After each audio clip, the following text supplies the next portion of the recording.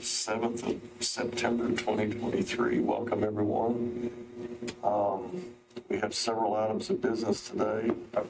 I would just like to reflect real briefly on a couple of things since I haven't been here, I think, since June, maybe. Yeah. I take students to New England every summer in July, and I missed the August meeting for a trip with my wife.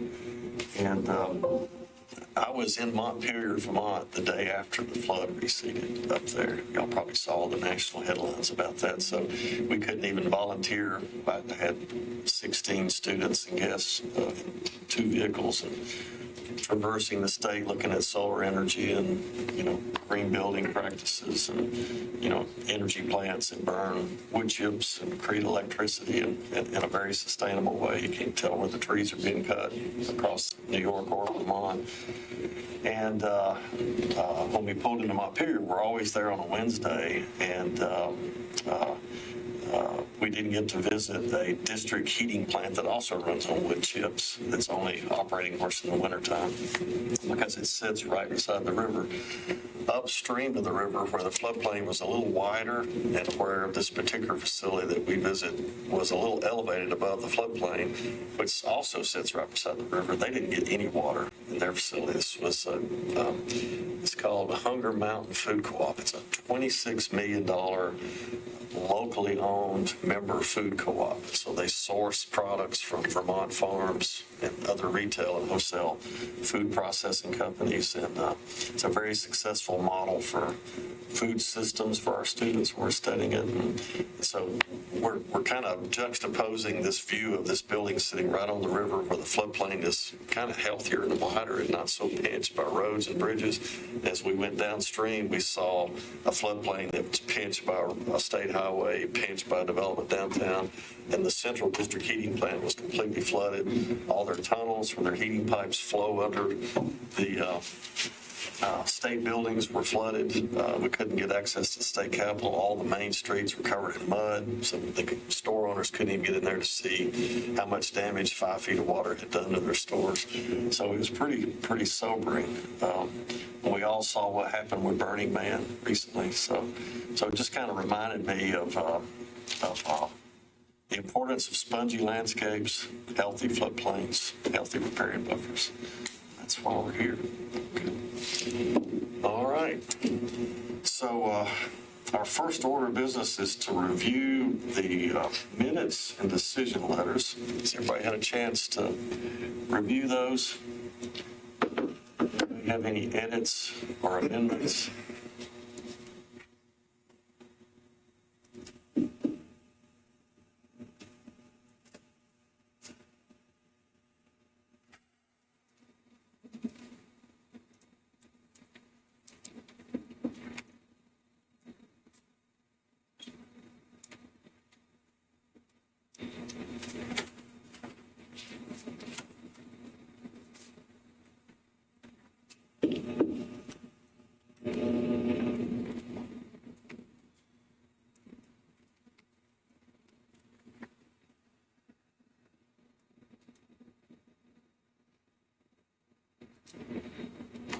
For our guests, it is kind of traditional and appropriate to the process that we review these things live as opposed to off the records.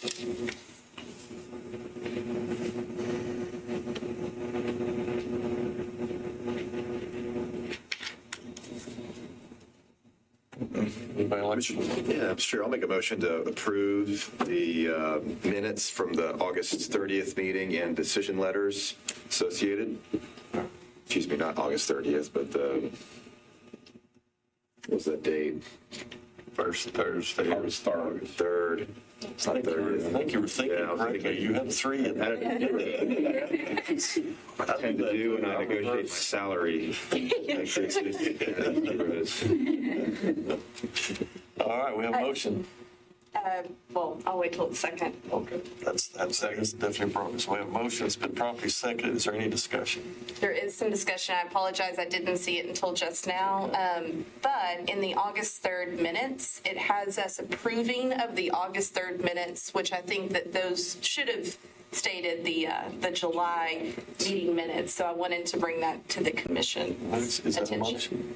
there's a motion on the table, so I think Well, we can take an We take- amendment on the motion. an amendment on the motion. So I would move to make a modification to the meeting minutes. So where it says approval of August 3rd, 2023 meeting minutes, it would be approval of the July 6th, 2023 meeting minutes. That was a good day. That was my birthday. All right. So, another reason not to be here. All right, so we have a motion to amend the motion to make one edit to the minutes, and I'm assuming it's only referred to minutes, not the Only decision. for the minutes. All right, so we have a second on the amendment to the motion. Good catch. All right. All right, we have a second to an amendment to the motion. So now we're voting on the amendment, not the original motion. So all those, is there any discussion on the edit, which is the amendment to the original motion? It's been made, probably second. Seeing none, all in favor say aye. Aye. All against? Any abstentions? Okay, so the amendment passes. So now we're on the original motion as amended that edited the minutes as referenced. Does anyone have any discussion regarding the approval of the minutes and decision letters together as amended? All right, seeing none, all those in favor say aye. Aye. All opposed? Any abstentions? I'll have to abstain since I wasn't here. So we have all four, no opposed, and one abstention, Mr. Bowman. Okay, why don't we recognize our new commission members, ask them to share maybe a little bit about themselves, and I think we have one, right? Well, so this is, I think, now my third meeting. I showed up on the commission, I think the two meetings that you were not here, so I have made an introduction previously. Excellent, excellent. All right, well, wonderful. Well, yeah. So, do anybody have any questions for our new commission member? Want to grill her on anything? I'm very happy to have you here, so we very appreciate you jumping in and participating right away. She did vote. Last two items. Yes, you did. That's exactly right. Okay, I guess we have, this is on the amendment, on the agenda to recognize Ms. Costonis for a minute. So are you also our attorney today? I am your attorney today. Okay. Chair Ladd had a conflict and asked me to cover for her, and I was glad to come back and see my Stormwater friends, so I said, of course. Okay. So I had asked her to come back, or at least I had a slogan to have her come back, just to recognize her service to this formerly committee, now commission. And so we just wanted to maybe give you a standing ovation for the excellent work.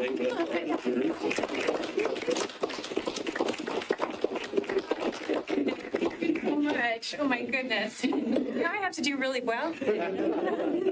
Well, I have a gift for you that I'll bring by to your office that's later. kind. It'd be more appropriate if I Thank did you it so there. much. But, and I won't reveal what it is yet, but after I give it to you, I'll tell everybody what it was. But I think you'll understand why I chose that particular gift and where it came from. Okay. It came from New England, by the way.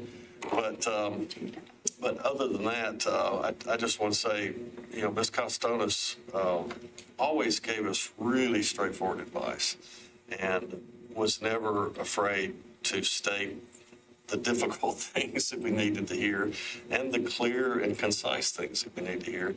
She also played a role in that appeal that you referred to earlier, at least in guiding the attorneys. That's the only role I played. It was pretty significant. The that she- litigators really get the credit for that. I just answered a few questions. And you might have provided some history from previous documentation, others from your experience, and then she helped us understand, what it meant, how we should integrate it into our decisions. So I just want to make sure she had due recognition for her hard work. So, Thank you, Chair. It's very cool. appreciate it.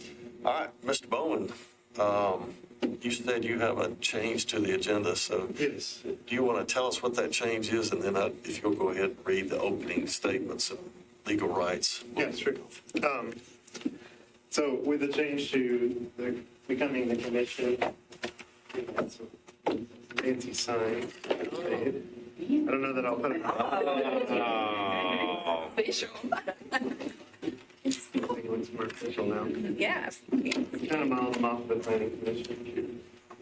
We can can put them up next month when we're back in That's regular reading. There'll be breakfast next month as well. Tell the airport does it.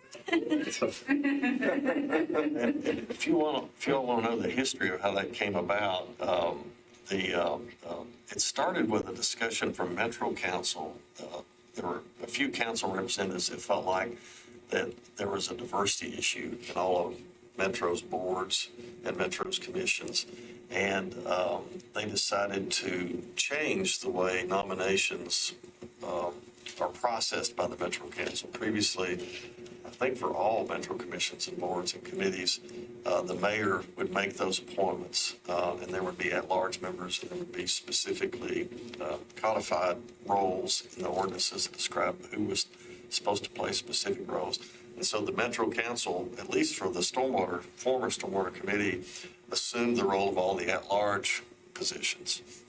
And they asked all of the board chairs to come in and advise them on how they should go about writing the ordinance, how they should go about setting up these new roles, because they felt like if there were more nominations coming from the council as opposed to just the mayor's office, we'd get a more diverse result. And in the process of that decision, they asked me, how do you suggest we go about making it easier to select these at-large members? And I said, well, traditionally, the Metro staff selects specific committee members in the at-large categories, in the category of real estate, the category of sometimes higher ed, sometimes, what was the other category that you all used to draw from? Lawyers, one of them? Lawyers, maybe. Yeah, I guess the legal. Yeah, that might have been one. So basically, what they asked me to do was to send them a proposal. And so I suggested that they ask for nominees from the Nashville Bar Association environmental section, and then we gave them a second category of asking the Tennessee Association of Urban Forestry and the Tennessee Association of Landscape Architects for a nominee from those two. We felt like those two could collaborate since it's a small community of people. And then the third category was from real estate. So those are all now codified, but they come through the Metro Council. I learned a long time ago when you deal with politicians, if you're asked to do something, you should get something in return, because that negotiation is often a really good opportunity.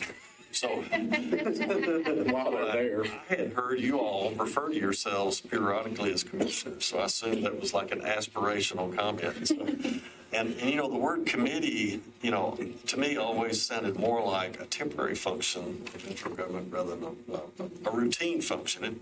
Nothing has to be permanent in government. We did have a revolution in 1775, but I felt like maybe some type of elevated formality, might bring more appreciation of the hard work we all provide without pay. And so I suggested that they rename this group commission. The Metro Council approved it as a separate ordinance. So Mr. Bowman helped them put that together. Another indicator of the excellent expertise and staff that we have. So, all right, so that's just the background. We just wanted the real name tags. Real. All right, Mr. Bowman, are we ready for to read of their rights and their legal opportunities? If you are not satisfied with a decision made by the Stormwater Management Commission, you may appeal the decision by filing for a writ of certiorari with the Davidson County Chancery or Circuit Court. Your appeal must be filed within 60 days of the date of the Commission's decision. You are advised to seek the independent advice of legal counsel to ensure that your appeal is filed in a timely manner and that all procedural requirements have been satisfied. Case number 1 on the agenda is case 2023-0006-5701 Maudina Avenue at 5701 Maudina Avenue. APN is 103023. M90000C0. Inspector is Kimberly Hayes, Council District 20, Mary Carolyn Roberts. Applicant's request: disturbance of the Zone 1 stream buffer to construct a portion of 2 single-family homes, modified French drains, porches, decks, and walkways, and a driveway. Continuous mowing and maintenance of portions of the stream buffer. Relocation of buffer signage is necessary. Appellant is Keep Calm LLC, represented by Michael Williams, Williams Engineering Group.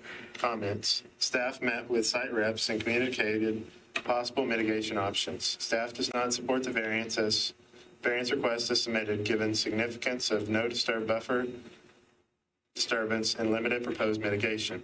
Codes had no comment provided. Greenways deferred a recommendation of the Stormwater Management Commission. Greenways, no comment provided. So since we're in a new space, where have we decided to ask the applicants to reside? At that end of the table? Yeah, over there. So are you, sir, the applicant? Yes, sir. Okay.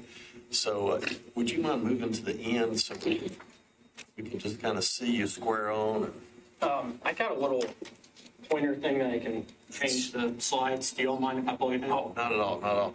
And I just want to let you know that I'm going to give you 10 minutes to give your presentation. I'll give you like a 2-minute and a 1-minute if you get close to that.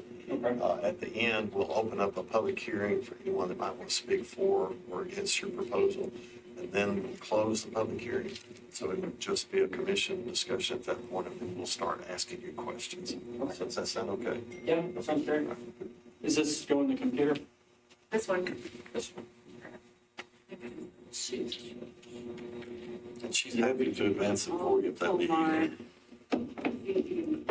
Can we, is there a way to brighten the projector or dim the lights? Yeah, we can dim the light.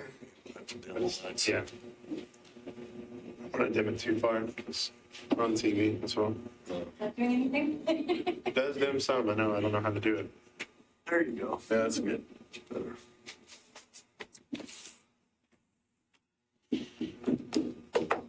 We're all family now. All right. All right. Yeah, so I'm Michael Williams with Williams Engineering, and I'm representing Jeremy Payton on 5701 Medina Avenue. It's a two-build, 0.23 acres, and zoned R6. It has a 30-foot buffer associated with it. The existing area, drainage area is approximately 50 acres. The Metro Stormwater ordinance requires all citizens over 40 acres to have a stormwater buffer, so we're just above that threshold. And today, basically, the main point I want to make is, so what is the purpose of a buffer zone? It's stormwater upstream to run off onto a section that provides water quality, or rain that falls directly on top to provide that water quality. So that's the front of the property. This is the stream we're looking at. NES actually chopped down all the bushes along that stream recently, which I guess it was because of the power wires.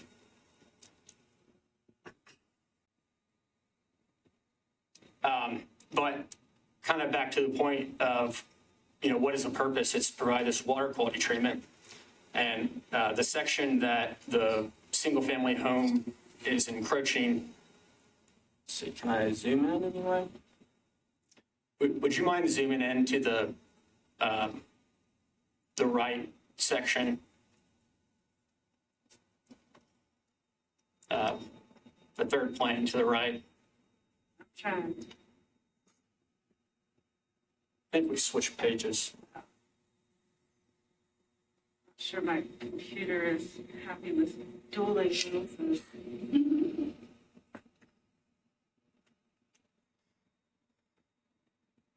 So the section of the right building that's encroaching on the buffer zone, that area is being treated by a modified French drain, which is providing water quality. So that area that we're encroaching on, we're not actually losing any water quality treatment. We're sending it to a modified French drain, which has synthetic soil that water infiltrates or sifts through and provides that water quality treatment that you're looking for. So we're not actually losing any water quality treatment in this case.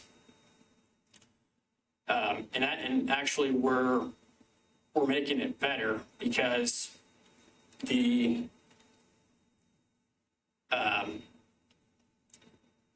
kind of existing buffer zone we have, the bushes on the top of bank of the stream, they were cut down, and the developer's proposing quite a bit of landscaping that would provide this water quality treatment.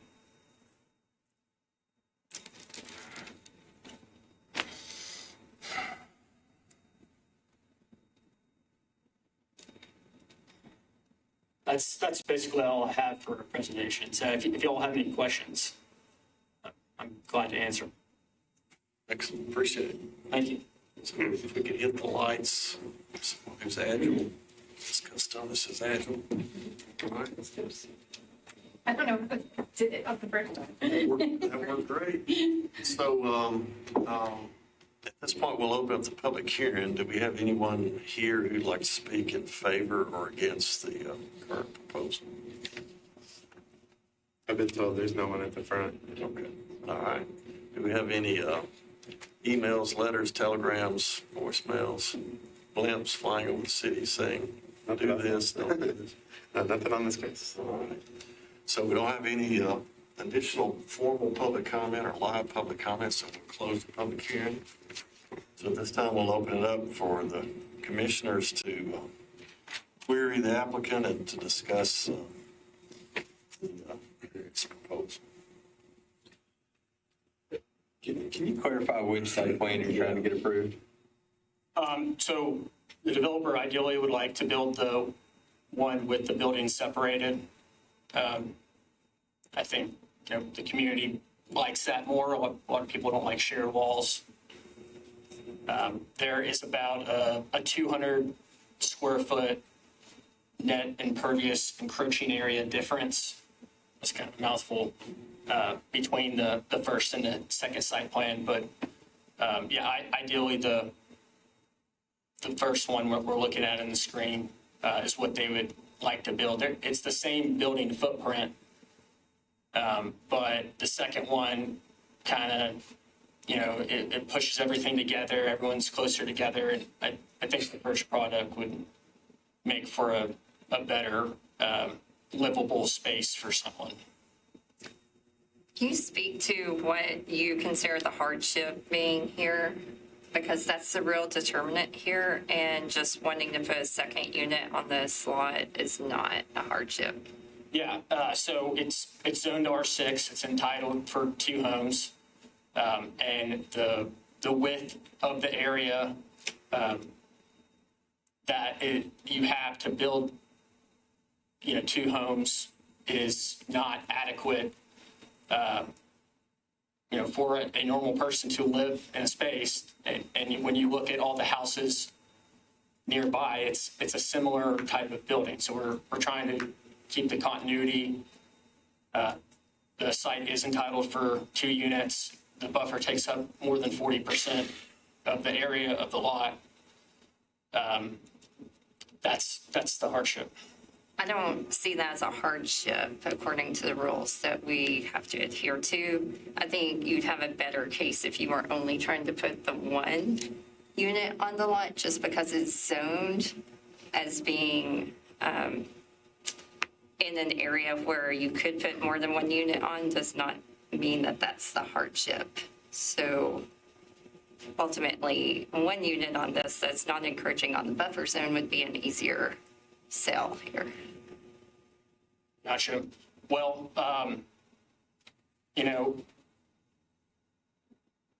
if you're trying to limit the supply of housing, it's not going to help the cost of homes. Homes are expensive. Everyone knows that. And people want to live in single-family homes. They don't want to live in apartments. This is an opportunity to provide adequate treatment and actually better treatment and put 1 more house on the market so you can start to try to decrease the prices of homes. So I guess about a year and a half ago, we had an applicant that had a similar situation, proposed 2 houses on a lot that encroached on a buffer.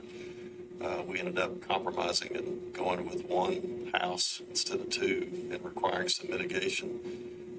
So if we were to approve this, we would have treated one applicant differently than we've treated other applicants in the past. It's not a critical dynamic because we are required to consider each case on its own merits, but it is a kind of a fairness and consistency kind of problem. It sends a mixed message to other applicants that, depending on housing demand in Nashville, the buffer will be eliminated and we'll lose some of the water quality and some of the flood attenuation benefits of that.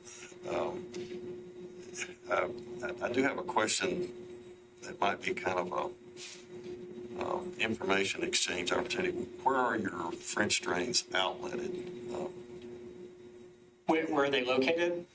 Where do they outlet? Do they outlet to the ditch? They outlet to the ditch, sir. So one of the functions of a riparian buffer is to be spongy vertically. So we're using the depth of the geologic layer to absorb runoff so that that percentage of absorbed runoff doesn't raise a peak somewhere else. And every lot contributes to a very small percentage of that absorption, but cumulatively across the landscape, as we lose that absorption, we get higher and higher peaks over time. So your French drains actually would put more water. It would create a detention function. It would create a delay action. It would create water quality treatment using soil as the primary filtration media, but it wouldn't provide the same type of peak reduction that the cumulative amount of sites. So does that help at all? Help you understand why we're kind of... Does the water, are you saying the water sift through the infiltration trench or modified French drain faster than it would? Yeah. Specifically because it has an outlet. So. Right. Well, we're open to adding additional treatment. That we're glad to do that. And normally we would do that if we didn't have this kind of precedent. Yeah, so is the modified French drain that you're proposing, is that required based on your single-family stormwater permit, or is that above and beyond what you'd be required to do anyway? No, I didn't want to throw out arbitrary numbers. This is the required amount for an infill plan for the net impervious area increase. But if y'all want to come up with an extra 25% or 50%, or I don't know what number. I didn't know how much to provide.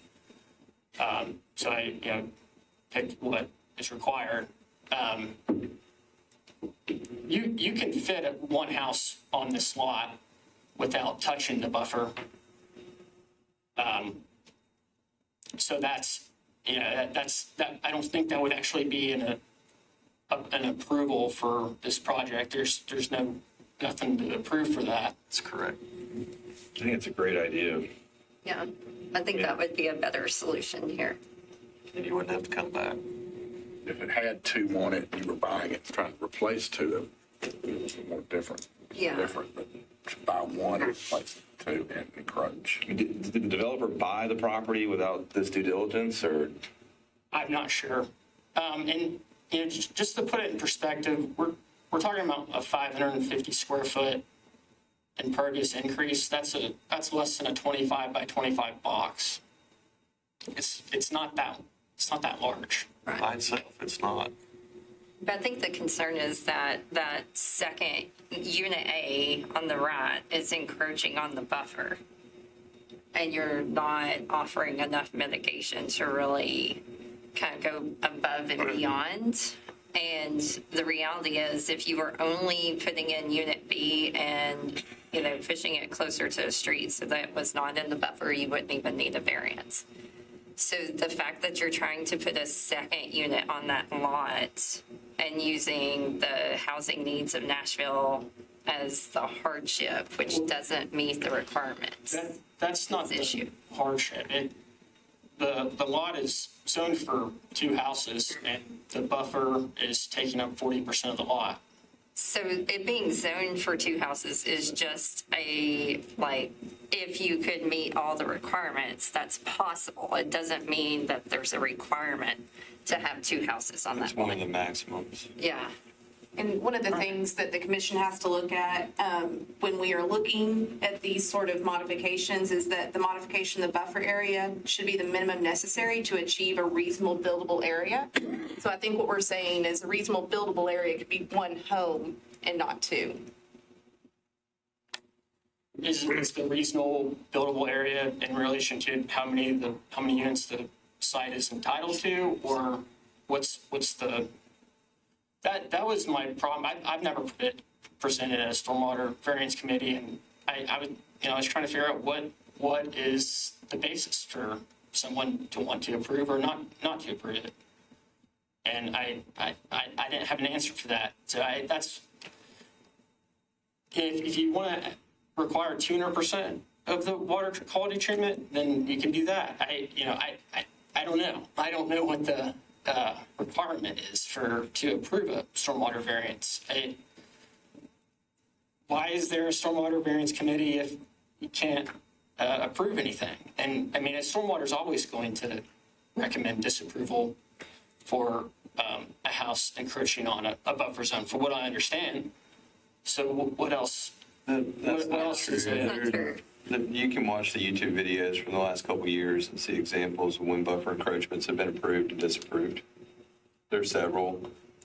Zoning is and entitlements, as you keep saying entitlements, those are bulk regulations. R6 is one or two family house zoning.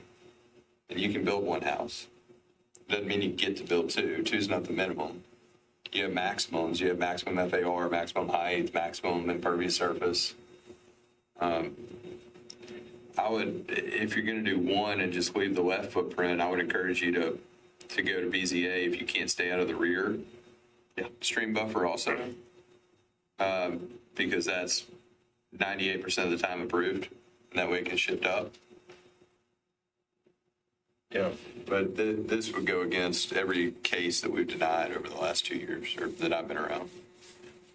Well, I will say that I'm fairly sure that if you did a hydrologic study, it would come up without a stormwater buffer. That'd be a good step then. It's 50 acres and the threshold is 40 acres, and every hydrologic study I've ever seen that is in that range normally gets the buffer removed. All right, well, I think we've reached kind of a point where efficiency is an opportunity to make a decision, so for the sake of the applicants waiting. So is everybody satisfied that we've had enough discussion at this point? Okay. Or would you like to defer and perform that study?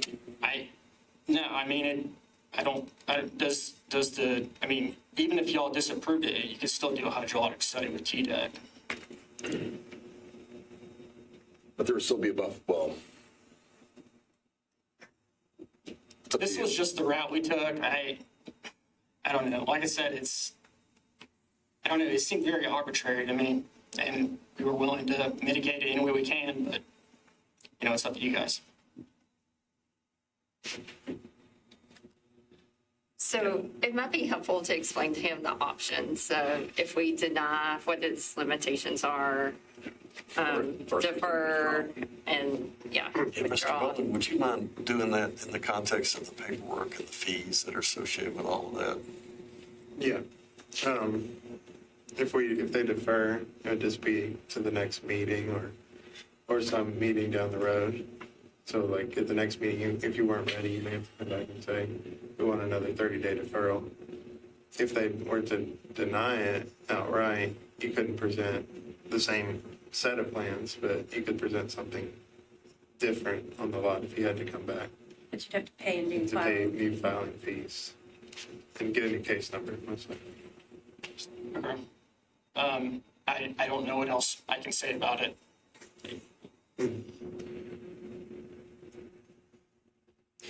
If you defer, it's probably not just going to be a 30-day deferral because you'd have to go to the BZA. So I don't know if you can get through the BZA and all that depending on how your client feels and what your plan's going to change to. Okay. If you went to BZA and they turned you down and you had a 3-foot encroachment in the rear, that's something that is typically reasonable that you could offset if it was constraining you to build one thing. You could probably also change the shape of the house a little bit, but if you defer indefinitely, you can always have an opportunity to come back if the situation is appropriate. If you get denied, then the case is closed. So our net increase of impervious area is 550 square feet. What is the threshold? Is it 200 square feet? Because It's one house. That's the threshold. That's what we're trying to emphasize. We can't approve two today, based upon the voices that I've heard in the room today. It'll be a vote count, but we've done this long enough. It sounds like a pretty high majority against your proposal. There's no precedent of 40% of a house being in a buffer. And one clarification, when you said there was an increase, what I'm seeing from the plans is there's a net increase in the impervious area of 4,093 square feet for the entire property. Is that correct? that's correct. Okay. Ms. Costones, did you want to say something? I was just going to say, this has been discussed previously, and the commission is showing an excellent command of the standards that they're required to follow. But if you're looking for the authority that they're following, Appendix C to the Stormwater Management Manual contains the regulations of the commission that they go by, and those regulations say that variances shall only be issued upon a determination that the variance is the minimum necessary, as Commissioner Simpson was mentioning, and also that variances shall only be issued upon a showing of good and sufficient cause. A determination that failure to grant a variance would result in exceptional hardship, and a determination that the granting of the variance will not result in increased flood height. So the requirement to show an exceptional hardship is a prerequisite to any variance. It doesn't matter how great your mitigation is. If you don't have an exceptional hardship, you're not entitled to a variance. No one is very entitled to a variance. So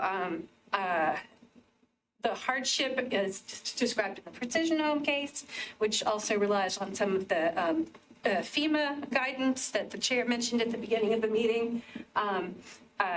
It's not about zoning, it's not about getting your kind of maximum financial value of the parcel. It's about the geographics and topography of the parcel and how unique it is, how unusual it is compared to the adjacent properties in the vicinity. And I haven't heard any discussion of any of those characteristics. And the main reason that she's stating that opportunity to go with the regs is to protect your investment-backed expectations. None of us, I think most of us here, work in jobs where we don't like wasting money in our personal lives or our professional lives. And so those regulations exist to give you an expectation of what's likely to be turned down and what's also potentially feasible to be approved. And so that is a good source to go to.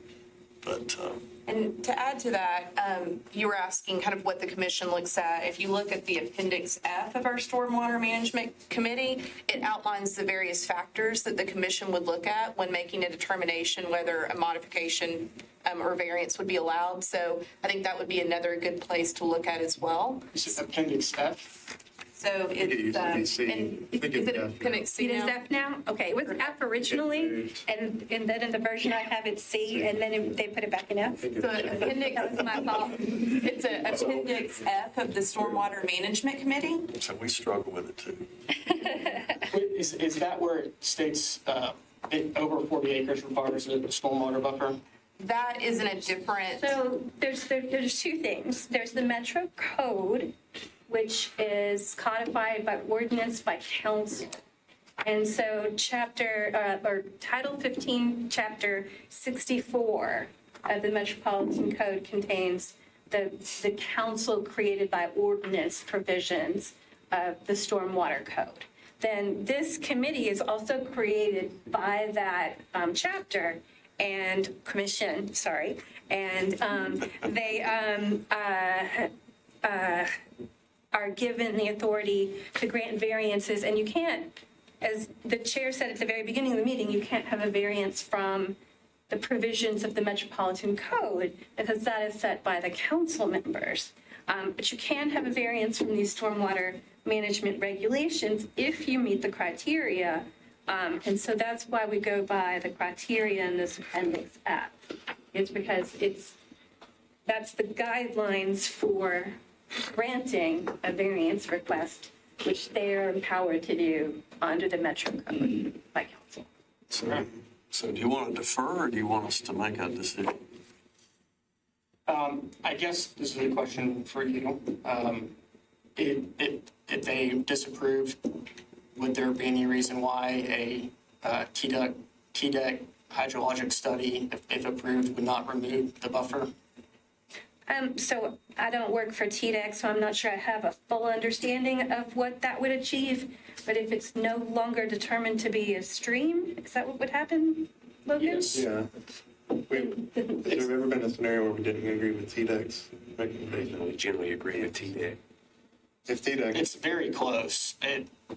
the scoring is. It's really close. Excuse me one second. I think you're misreading our regulations. Our regulations state that you have to buffer a stream. 40 acres is a trigger at which you need to look and see if it's a stream. But we have streams that are 10 acres, like spring-fed streams. So you could have a 10-acre drainage and a stream. So what TDEC would be doing is they would be making a determination as to whether or not it's a wet weather conveyance or a stream. So the 40 acres, you should probably not rely on that. Well, I think that is what triggered it, though. I was reading it this morning. It specifically says in GIS, if it goes over 40 acres, it I triggers actually it. wrote those regulations, so. Why doesn't it say GIS? It says GIS, and we have a stream layer in GIS that's not dictated by whether or not it has a 40-acre drain. So it's either an environmental factor or over 40 acres, right?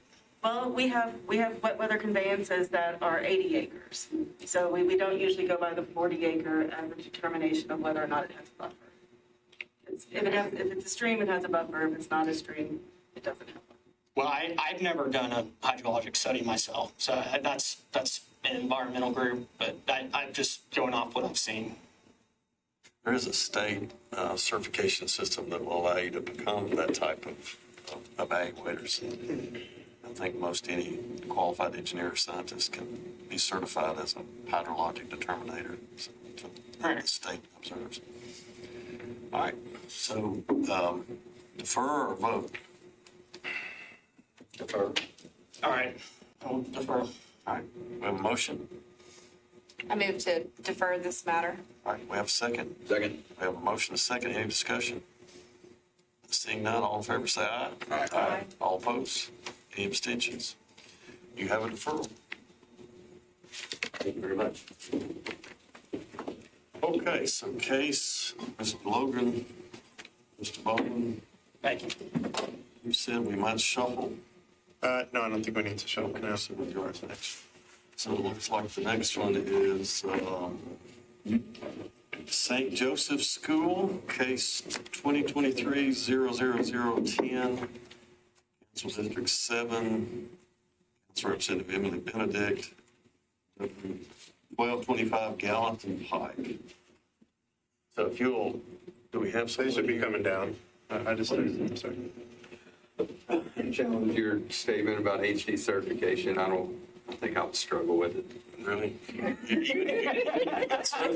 I would struggle to get certified. I don't think that I'm confident. I think you would be a great qualified hydrologist. I would, but I'm not good at plane identification and. That may be except for that now. So Rebecca, if I remember correctly, perfect score AI test, is that It wasn't perfect. close to perfect? So Rebecca's HD professional. Rebecca. It was very challenging. The older I get, the worse I am at taking tests. I must be biased about the state of Tennessee standards then. So I need to recuse myself from this one. Oh, yeah. I'm going to step out. Welcome to sit on the side of the room unless you're presence would intimidate us. It might. It might intimidate them. Okay. Scared her. As we are too. Yeah. Scary part is good. All right. I can just read the opening statement again. Yes, sir. Okay. Since they didn't hear it, they need to know their rights. If you are not satisfied with a decision made by the Stormwater Management Commission, you may appeal the decision by filing for a writ of certiorari with the Davidson County Chancery or Circuit Court. Your appeal must be filed within 60 days of the date of the committee's decision. You are advised to seek the independent advice of legal counsel to ensure that your appeal is filed in a timely manner and that all procedural requirements have been satisfied. Case number 2 on the agenda is case 2023-000010, St. Joseph School preliminary variance at 1225 Gallatin Pike. APN is 051-000-15800. Inspector is Catherine O'Hara, Council District 7, Emily Benedict.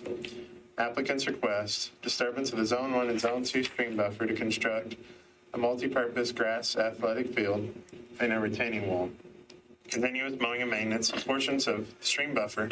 Relocation of buffer signage is necessary. Modification of buffer signage, one sign proposed is educational. Appellant is St. Joseph Catholic Church, represented by Sean DeCoster, CSDG. Comments, Stormwater staff. Mitigation proposed is of a scope similar to proposed disturbances. Codes, no comment provided. Planning, defer to recommendation of Stormwater Management Commission. Greenways, no comment provided. So the way this works is we'll have you give us about a 10-minute presentation. I'll give you a 2-minute and 1-minute warning if that helps at all. We'll close your presentation time. We'll open up a public hearing. We'll see if there's anyone here to speak for or against, including emails and letters and voicemails, whatever we've gotten in about it, if anything. Then we'll close the public hearing, and then we'll have a commission interaction with you about our potential decisions. Does that sound okay? All right. So I'm Sean DeCoster with CSTG. We've got Jessica Klauser with me as well from our staff. Appreciate the opportunity to present this to you guys today. As Logan mentioned, St. Joseph Church and School has prepared a master campus plan for their site that includes a new multi-purpose building, a new entry plaza and lobby, new playgrounds, conversion of their existing gymnasium to classroom space, additional parking and internal drives, as well as a grass football and soccer field. The proposed improvements will be built in phases based on fundraising.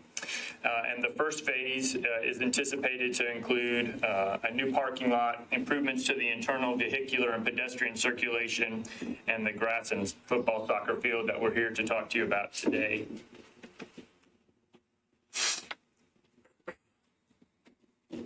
Sorry, my bad. that's okay. We need to swap turns. The proposed athletic field is located on the eastern side of the site on a parcel that the church purchased from their neighbor about 10 years ago. A regional closed storm drainage system daylights on the church property near the southwest corner of the proposed field, and the channel downstream of that discharge point has been determined to be a stream.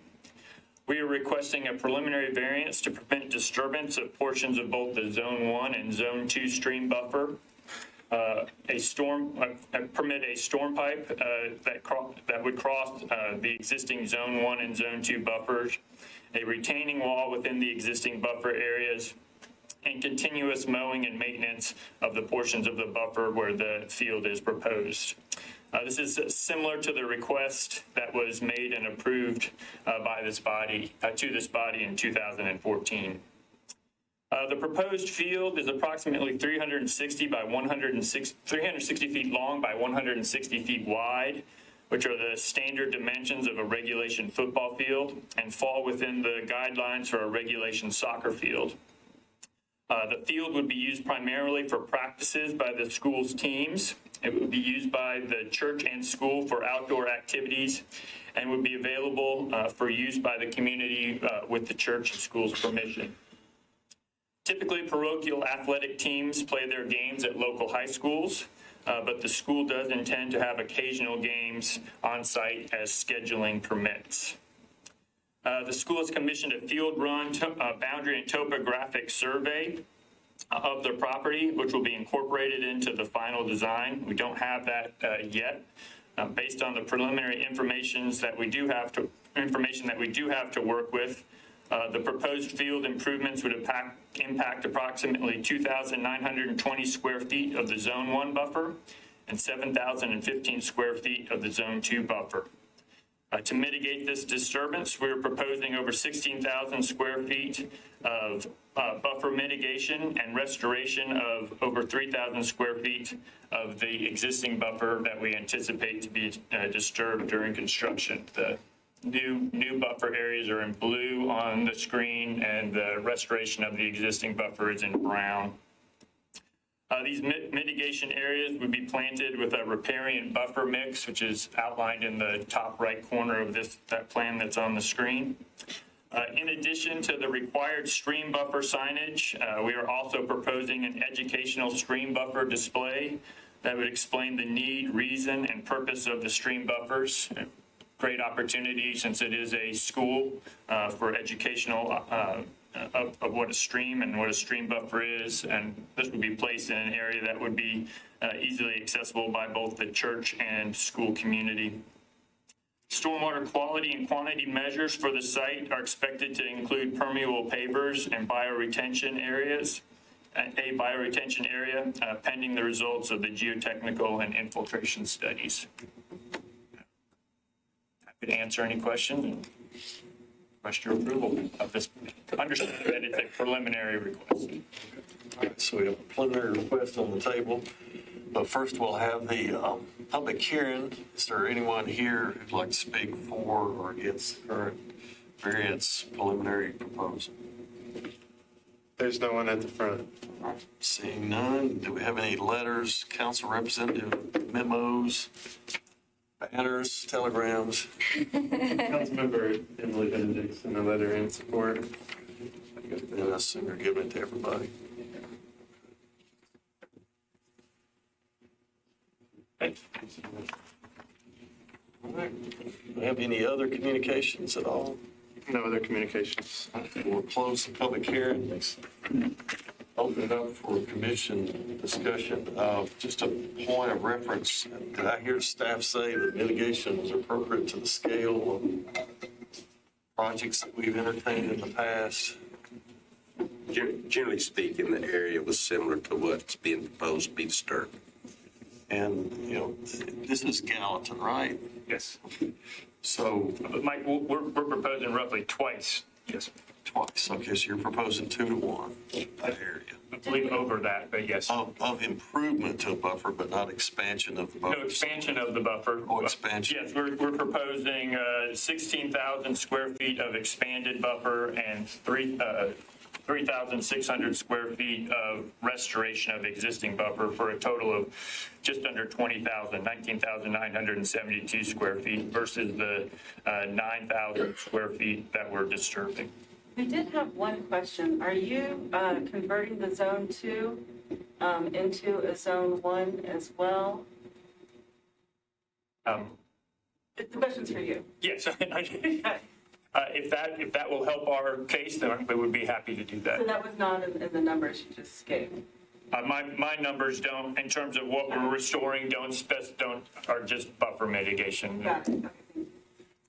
It's, you know, since you don't have a hardship, and you might not have heard this or. No, I know exactly your hardship speech. Okay, good. That was a compliment. If it wasn't, I'm not thin skinned.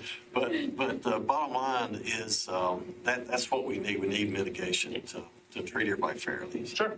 And the mitigation weighs a lot in my mind when it's an educational component. The education is when it's a school or when it's, you know, something in need for children and it's, you know, the Broader educational benefit. Well, the educational benefit of the signage, and you know, as far as how you'll hear me say it every time, I would rather have a big education sign than a stream buffer sign because all the parents will see it, or all the, you know, it can kind of gravitate people to the stream. And you know, a lot of cities outside of Nashville average stream buffers, and so unfortunately we don't. I don't. you mentioned disturbance of the zone 2. You get to disturb the zone 2, but I know we're mowing and maintaining it. So that's really the request. The zone 1 disturbance for the retaining wall is really the biggest thing, but it is necessary to get the right size field. You can't have people practice on a small field. I noticed in the application they're using real grass instead of synthetic turf. Correct. Which is a benefit. They're going to have a maintenance company. They're not going to have a homeowner back there with a lawnmower who's going to go willy-nilly on the zone buffer. So I think that holds some merit. So you would accept the amendment that staff suggested? Would, yeah. So if there is a motion, it might be advisable that that be included in the motion. Is the blue on the bottom, is that expanded zone 2? Yes. All of the blue is areas that are currently outside of the both Zone 1 and Zone 2 buffer areas that we would be proposing to turn into buffer areas. And I'm assuming Lakewood Drive doesn't have roadside ditches, it just sheet flows across that area into the stream. But that carries a lot more benefit of an expanded Zone 2 than the reduction on the other side, in my mind. Yeah, and isn't the property on the other side of Lakewood Drive the cemetery? Is that correct or I not? believe that is correct. I don't So, know that for sure. okay. It is.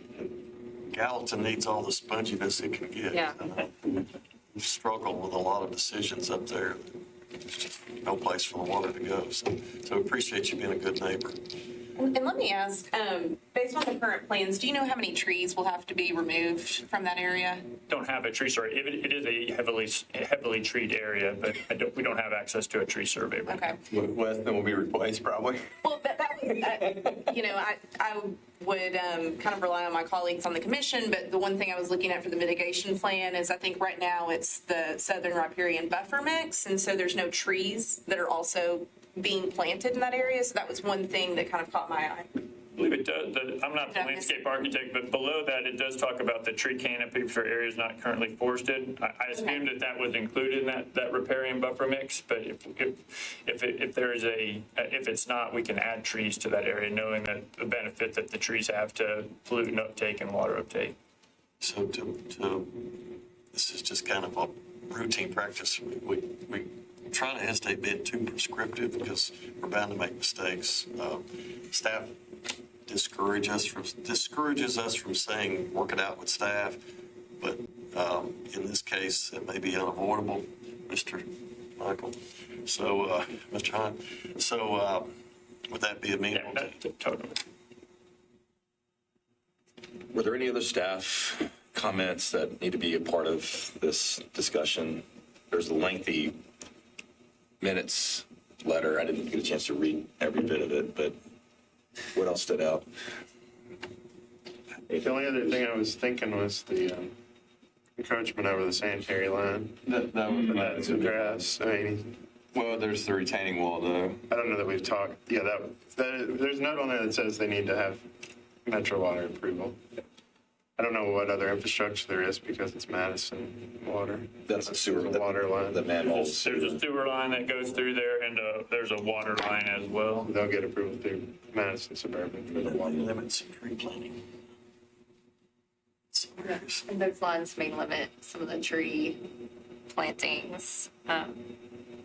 So the site was previously residential, is that correct, or what? It was part of the property to the east, so it is zoned residential. It has never been developed. Okay. So that's Chippewa Towers or something to that effect. I was just looking at the photographs and trying to discern what the existing conditions really look like for the property and use. Undeveloped and treed.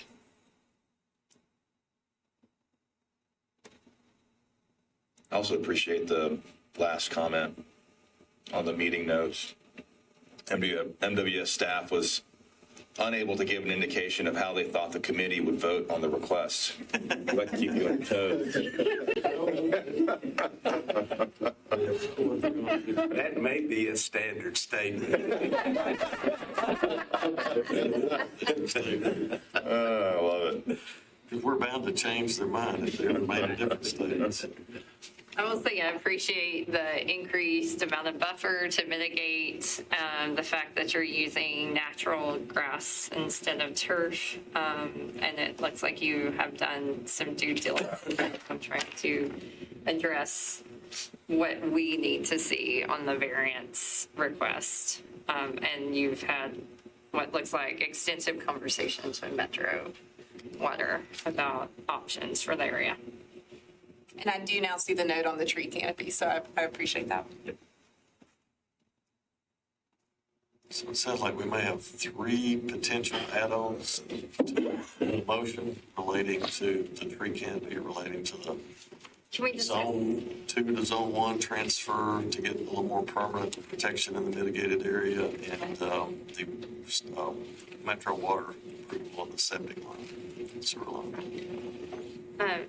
Can we discuss the education component? Mr. Fulmer mentioned that. Would you all be interested or willing to put in something more like a kiosk that? Yeah, that's what we're proposing, an educational kiosk on the site that would, we've done it on a number of other projects in other municipalities that explain the benefits of a stream buffer, why this area is essentially unmaintained and natural, and something other than just people asking, why don't they mow over there? And why did they make something look wilder than it didn't used to look wild to make up for what they took? I mean, that's walking the talk right there. That's Most people just see that and think, oh, that they're just being cheap and don't want to maintain it, right? Exactly. And I would just add for the record, we do have staff that could work with like science teachers at the school for curriculum elements and things of that note related to the stream. Maybe programs to evaluate the stream and look at aquatic life. Do we contact you, Mike? Yeah. They get paid time and a half. There you go. All right. Your proposed variance application says at the last point of 3, I'll go ahead and read the 3 so that we all know what's in the proposal. It states a grass football field, football/soccer field impacting zones 1 and 2, a storm pipe crossing through zones 1 and 2 with associated riprap apron in zone 1, a retaining wall running through zones 1 and 2, and continuous mowing and maintenance in zones 1 and 2. So I have 2 questions to follow up there. The retaining wall running through zones 1 and 2, so that's not associated with the storm pipe, with the sewer pipe, or is that different? Since the existing site has a slope to it, and when you put the field on there, we essentially, so to make up the grade, we've got a retaining wall along the southern border of the field. So what wall were we talking about with the sewer pipe? It's the same wall. It's the same one. Okay. All right. But the sewer line runs under the field. Yeah, the sewer line runs under the field. Correct. And the maintenance in zone 1 and 2, is that specifically for the field itself? Correct. Yes. We didn't put the request for the outfall for the storm pipe on there because that's allowed per, that's an impermissible disturbance to the buffer without a variance. Okay. Do we have enough information? Where would the kiosk go? It's shown on, can I walk up to the screen? Or if I saw it. Yeah. I believe it's being proposed right in this area here. Okay.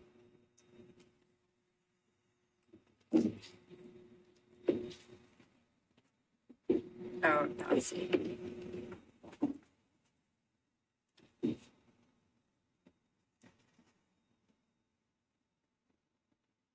Could we do another one possibly over near the parking lot that would probably be access to the field on that northern side?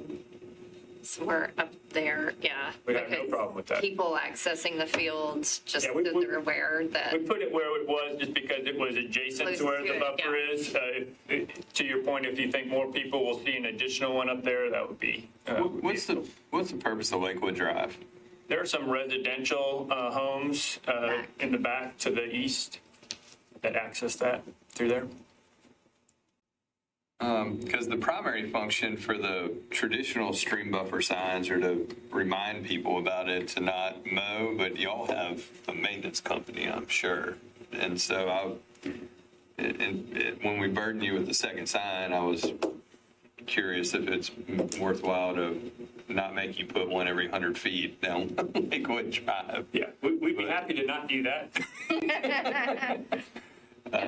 Just as sort of an offsetting. I always put, when I went to council to get sworn in, Nancy Benry said, I want you to harp on education. So I said, The education sign is going to be a heck of a lot more beneficial than the. Yeah. So I think that I would be fine with that. I don't know about the rest of the committee, but. Well, the reason I'm asking is I would assume that most people accessing the field that would be watching games and seeing the buffer in the distance 100% would be coming from that parking lot up You're there. 100% correct. It doesn't look like there's really a walkway or access on this bottom southwest corner. So it's just a sign there at the end of the parking lot, the way it looks like. That, yes, it says, here's the buffer and what's happening. But for increased visibility of how the site has been transformed and the importance of the buffer for spectators at the field. That's why I'm asking for one. Understood. No problem. Okay. Thank you. Potentially up to 5 add-ons now. Can we do a quick recap of that? Because I think everybody's going to have trouble. Yes. So the first one I heard was from staff that they wanted to make specific that the applicant accepted making the additional zone 2 a zone 1. Okay. So and the zone 1 protection designation just gives that area more permanent protection. And then the second one was related to trees and tree planting to make sure that adequate trees would be planted in cooperation with staff and the landscape architect. And then the third that I heard was that all this is contingent upon Metro Water approving access to the sewer line, or what was it? The way that the plan shows now, there's a wall going over their sewer line, so we understand that we have to get that approved, and then Encroachment and an easement. Okay. Requires approval. Okay. Easement encroachment. And then the fourth one was adding the second educational sign, a kiosk, excuse me.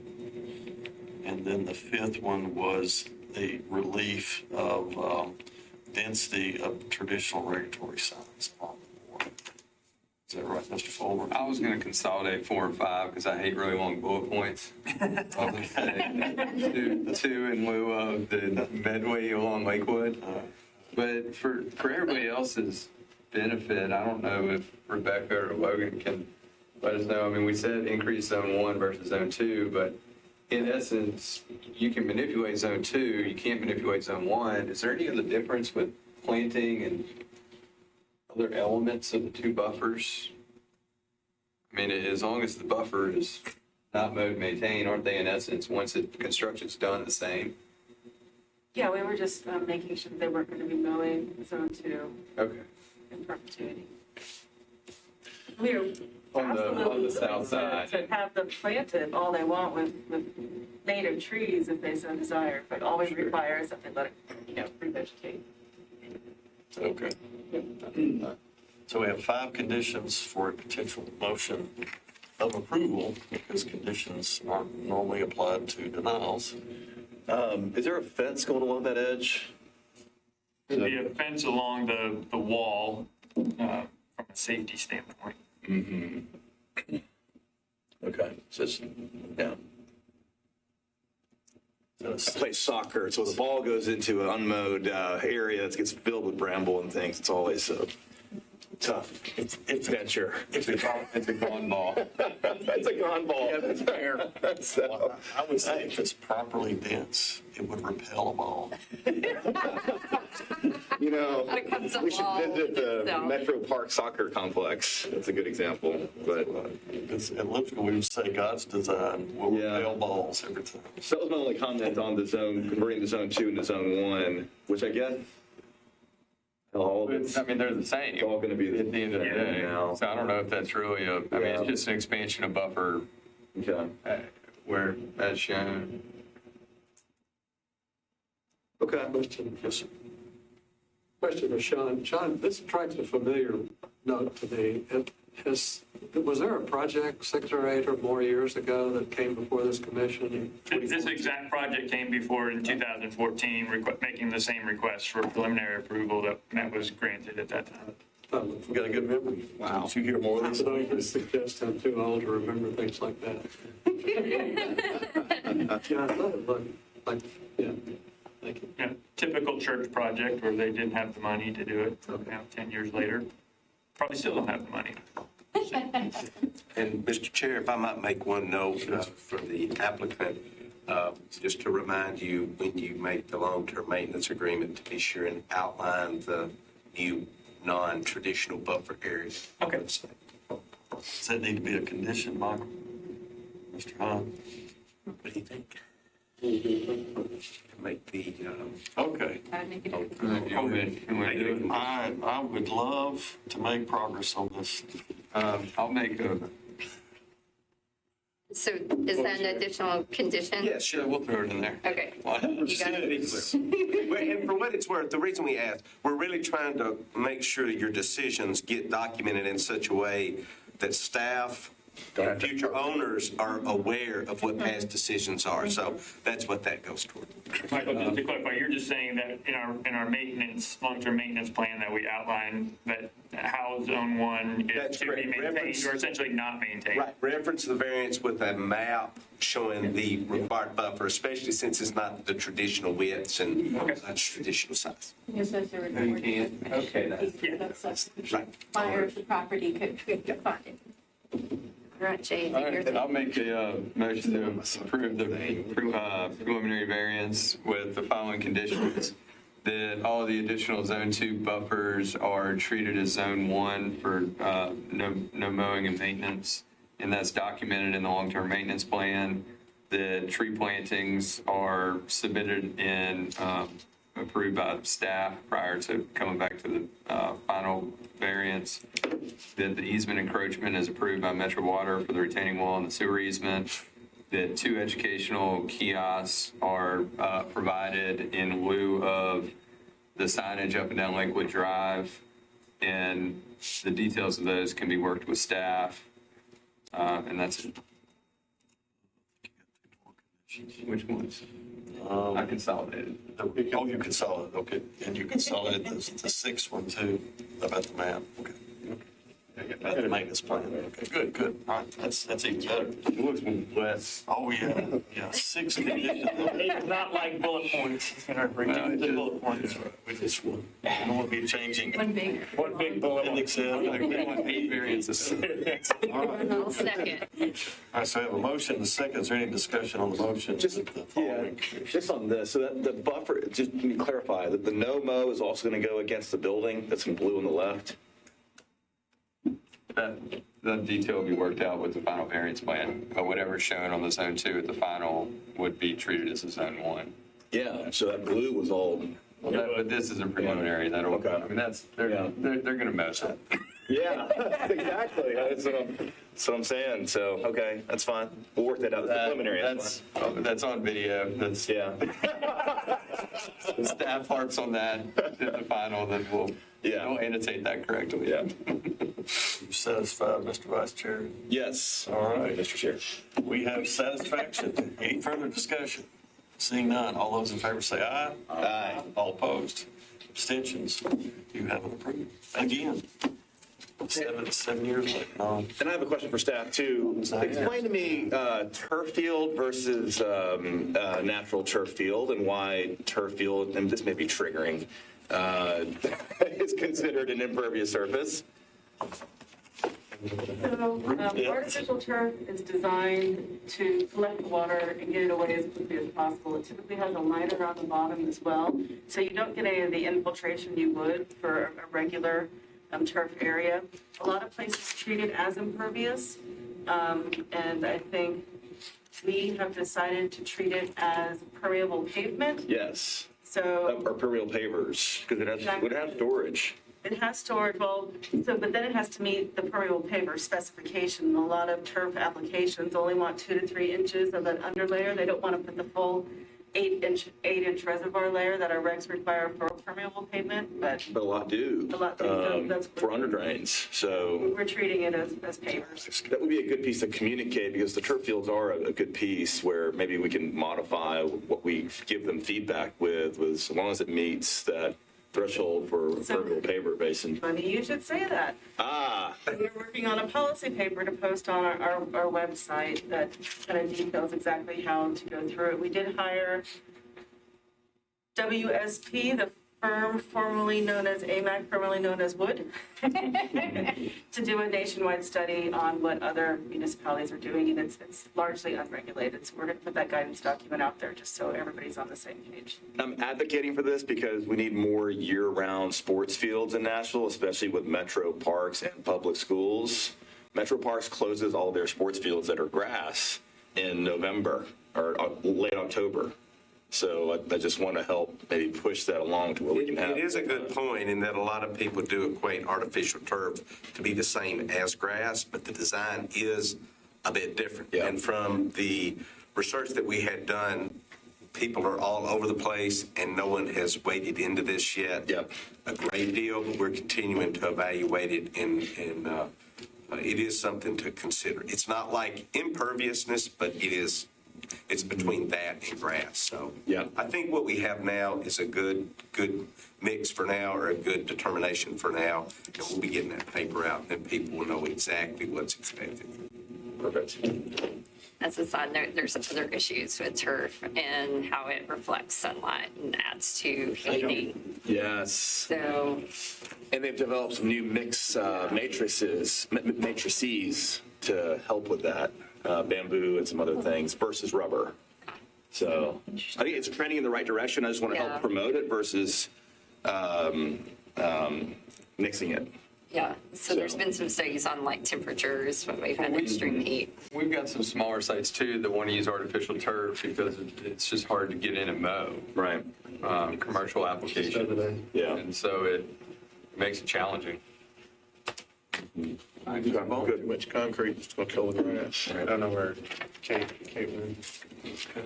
I'll go run and grab them. Kate went away. Kate back. Yes, and, but what I was going to ask you is, are we running about the same order on the agenda? Yeah. Okay. This is the Alejandro. That's why don't we take 5-10 minute bathroom break and then we come back. So. Sorry, you don't just give in. We understand.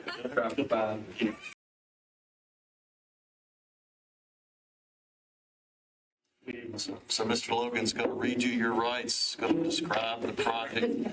After he makes that introduction, we'll give you 10 minutes to make your presentation. I'll give you a 2-minute and 1-minute sign if you need it towards the end. Then we'll open the public hearing, see if there's any opposition or favorable support. And after we have checked for all that public input, we'll close the public hearing and then we'll open up to the commission to discuss and debate. Does that sound okay? Sir. Okay. All right, Mr. Bowman. If you are not satisfied with a decision made by the Stormwater Management Commission, you may appeal the decision by filing for a writ of certiorari with the Davidson County Chancery or Circuit Court.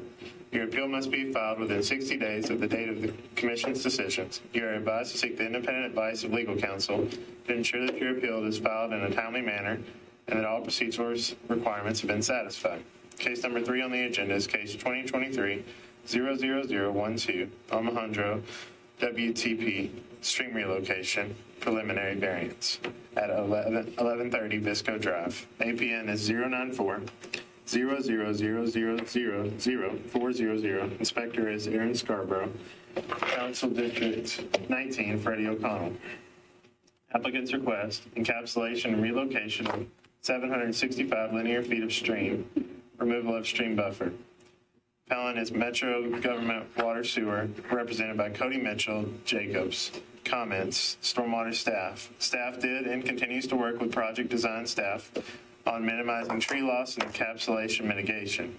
The project does represent a recognized resiliency need for the community regarding adequate potable water supply. Project options are limited by the logistics of the current plant and facility design needs.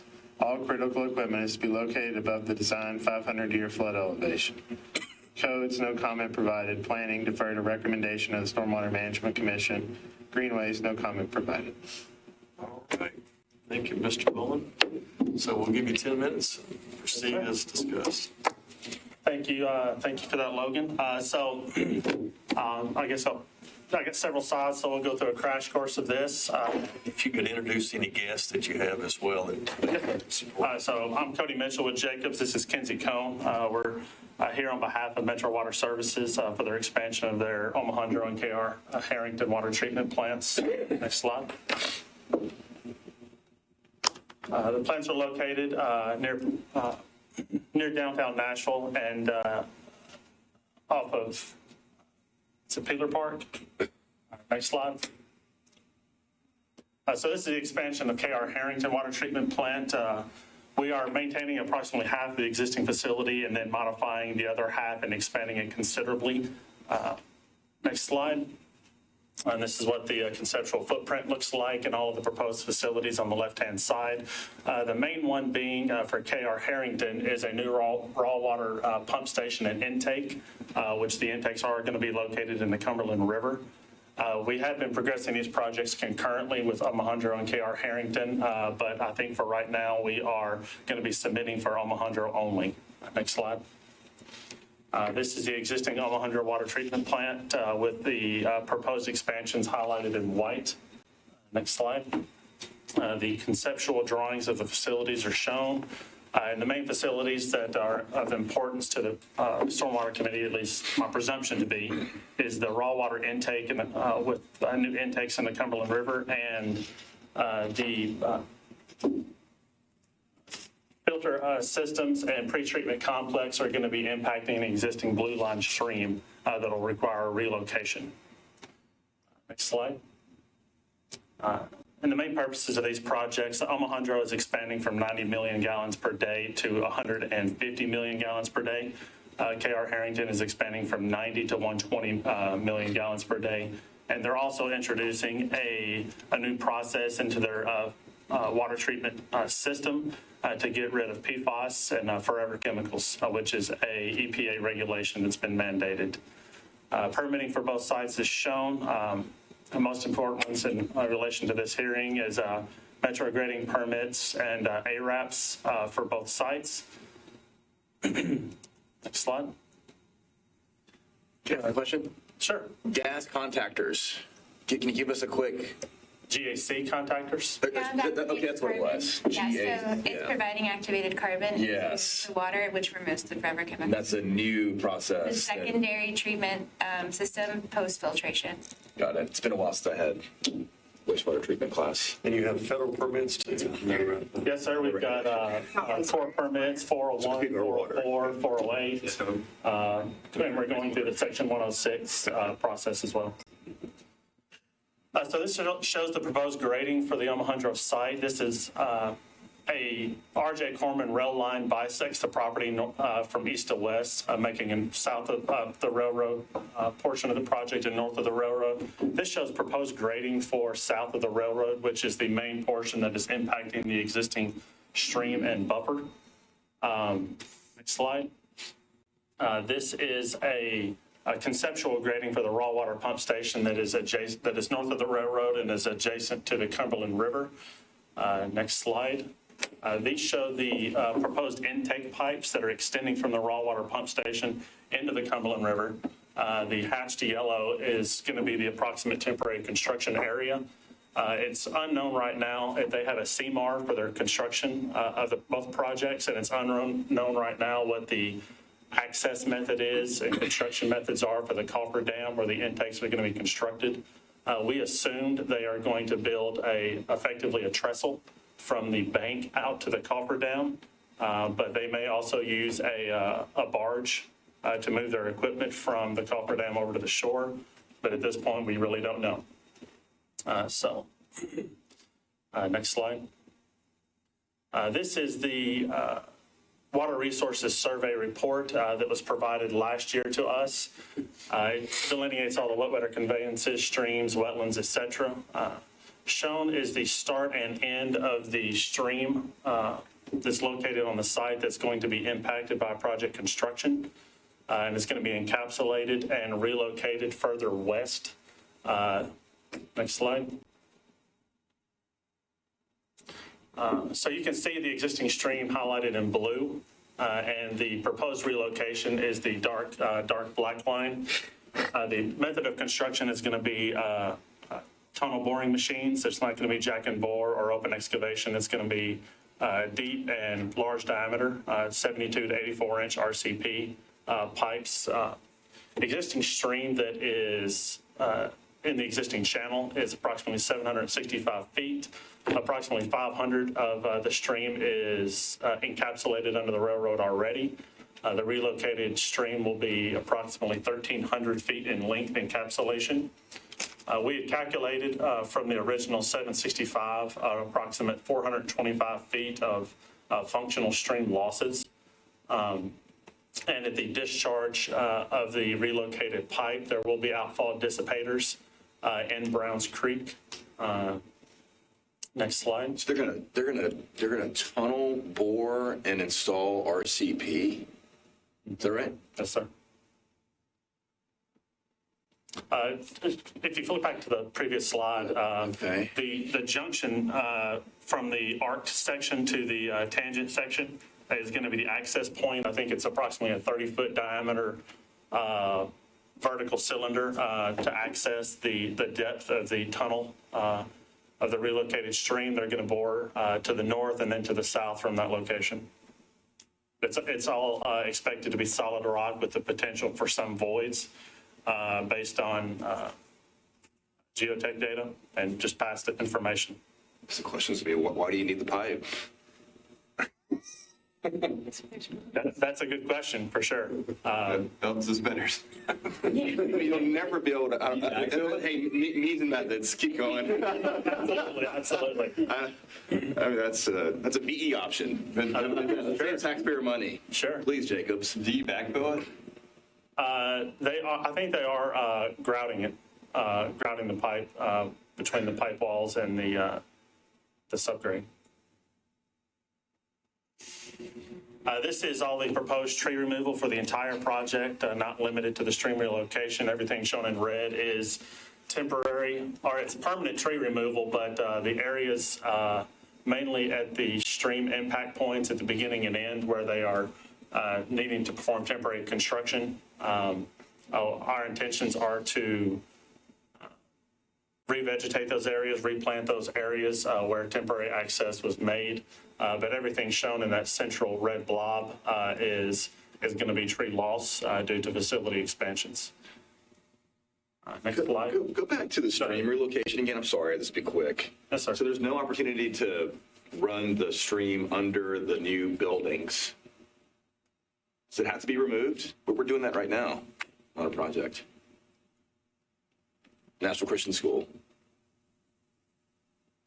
It would have to go pretty deep. The existing buildings have clear walls underneath it. The new buildings have clear walls underneath of them. Yeah. So it is deep. Yeah, all the existing buildings run a pretty good amount below the surface for all their underground piping and clear well. The existing buildings have clear walls, and we're putting new clear walls underneath the proposed buildings. Obstructions to gravity flow. Mm-hmm. So, since the public is kind of watching this, can you just expand a little bit on why other alternatives couldn't work to the one that you're proposing today? Sure. So they went through several alternative analysis, and one, constructing a new water treatment plant in a new parcel separate from this, and two, locating the expansions on this parcel, but not directly impacting the stream. And I think the The large reason for that was all of the infrastructure that carries the fresh water that they produce at this facility to their system would have to all be reconstructed as well. All of the connection points to the network, if it was constructed somewhere else or even on this site. If they were trying to utilize the existing plant and expand it as they needed to with processes and buildings that don't impact the stream,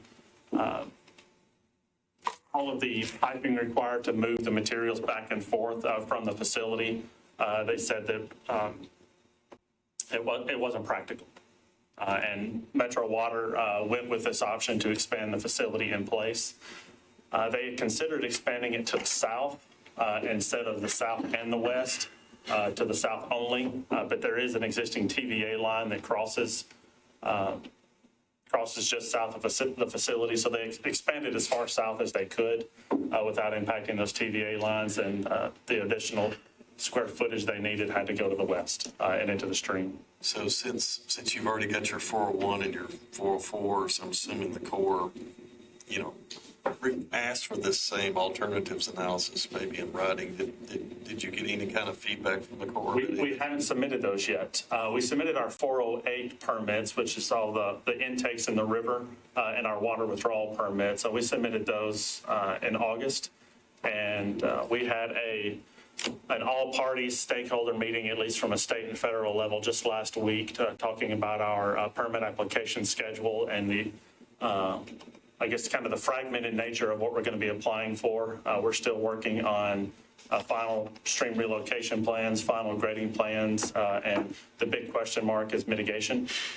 So we are going to be submitting everything on September 15th to the state and federal agencies. Although we won't have definitive mitigation plans for our stream impacts at that date. We are moving forward in a positive direction. And I'll get to that in more detail a little bit later. But at this point, the 408 is the only one that we've applied for. All of our ARAPs, 401s, 404s, we're intending on applying on the 15th. You said something about a Section 6. Is that some kind of applicable water? Section 10 for KRH, but Section 106 is all of your architectural and archaeological studies. We have gotten all of our responses for those. We are going to have to develop a memorandum of agreement between SHPO, EPA, who is the sponsor agency, and Metro to record the adverse effects on the historical buildings. Have you had any feedback from TVA along proximity to their power lines? They just said, mainly they said OSHA requirements for active construction equipment and keeping your clearances from those. We're not going to be placing any facilities in their easement, only doing mass grading. And we're going to be submitting a right of use permit to them once all of our grading plans are finalized. Gotcha. But they, based on conceptual grading and building layouts, they had no problem with it. And then the main, so I'm going back to this encapsulated stream. So we have 400 feet that are interrupted by the new building, and then we're adding 3 times that length, 1,300 feet, as encapsulated stream. Is that correct? 425 of actual feet, there's about 765 linear feet of stream that's going to be encapsulated, or a stream that will be removed. Encapsulation's a poor word. Stream that's going to be relocated. The functional stream losses, based on our environmental group, is about 425 feet. So where I'm going with that is just the maintenance of that encapsulated stream, especially with a bend in it, as this thing fills up with debris. This is a long encapsulation. I don't know if we've seen one like this before. Airport. That was shorter. That was, I think, a lot shorter. Concourse A. I thought it was. It was actually longer. Was it longer? It was 700 something feet. Yeah. Oh, that was the middle site, not Concourse A. That was Concourse D. No. Okay, that's okay. It might have been 2 seconds, but I thought it was. That was a straight shot. I was at the airport prior to coming to Jenkins, so you were. I'm familiar with your job. Okay. All right. But that was a straight shot, wasn't it? The one for the terminal expansion, or the taxiway expansion to Sims Branch was a straight shot. But the one for Concourse 8 apron expansion, it was I want to say 1,500 feet of extension. It was pretty sizable, and their pipes were similar sizes. That was a straight shot. It had a few bends in it, I think. All right. I just, maintenance, long-term clogging, flood, stream, encapsulation, can't get to it, taxpayer, agreement. All you're going to have for maintenance. Yes, sir. All right. Do you got any more you want to say about it? I think I've got one or two more slides. That's for one for kind of letting us get out of the routine, but I think it's appropriate. Sure. So these are the stream and buffer impacts, and I apologize for if it's hard to see. These are identifying the areas of trees that are, all of the trees that we're taking out but are outside of the buffer are grayed back, but the ones that are inside the buffer are generally darkened. And the ones on the right image and that are plan right are going to be impacted by temporary construction of the relocation and tunnel, but we are intending on restoring those to the greatest extent possible. All these trees that are lost due to facility expansion obviously are going to be gone forever. So we have a mandate from Scott Potter to restore any trees taken out on the project at a 3-to-1 ratio, regardless of tree density calculations. We're putting back 3-to-1 no matter what on this parcel as much as we can. And if we can't fit it all on this parcel, then somewhere else, wherever we can find space. Is this a tributary of Brown Creek? It's a tributary, yes, sir. The image on the left, the horseshoe shape is Browns Creek, and we are tying into Browns Creek. It's your discharge point on the left. Yes, sir. All right. Anything else? One more, the last slide. This is describing our stream and buffer mitigation plan. So this project has been in the hopper at various stages between Metro Parks and TSMP for 7 years now. And TSMP. Sir? And you said that TSMP, yes, sir. TSMP was the sponsor of this project and was being performed in conjunction with Metro Parks. This is a Shelby Golf Course. But it never happened. It never happened, no, sir.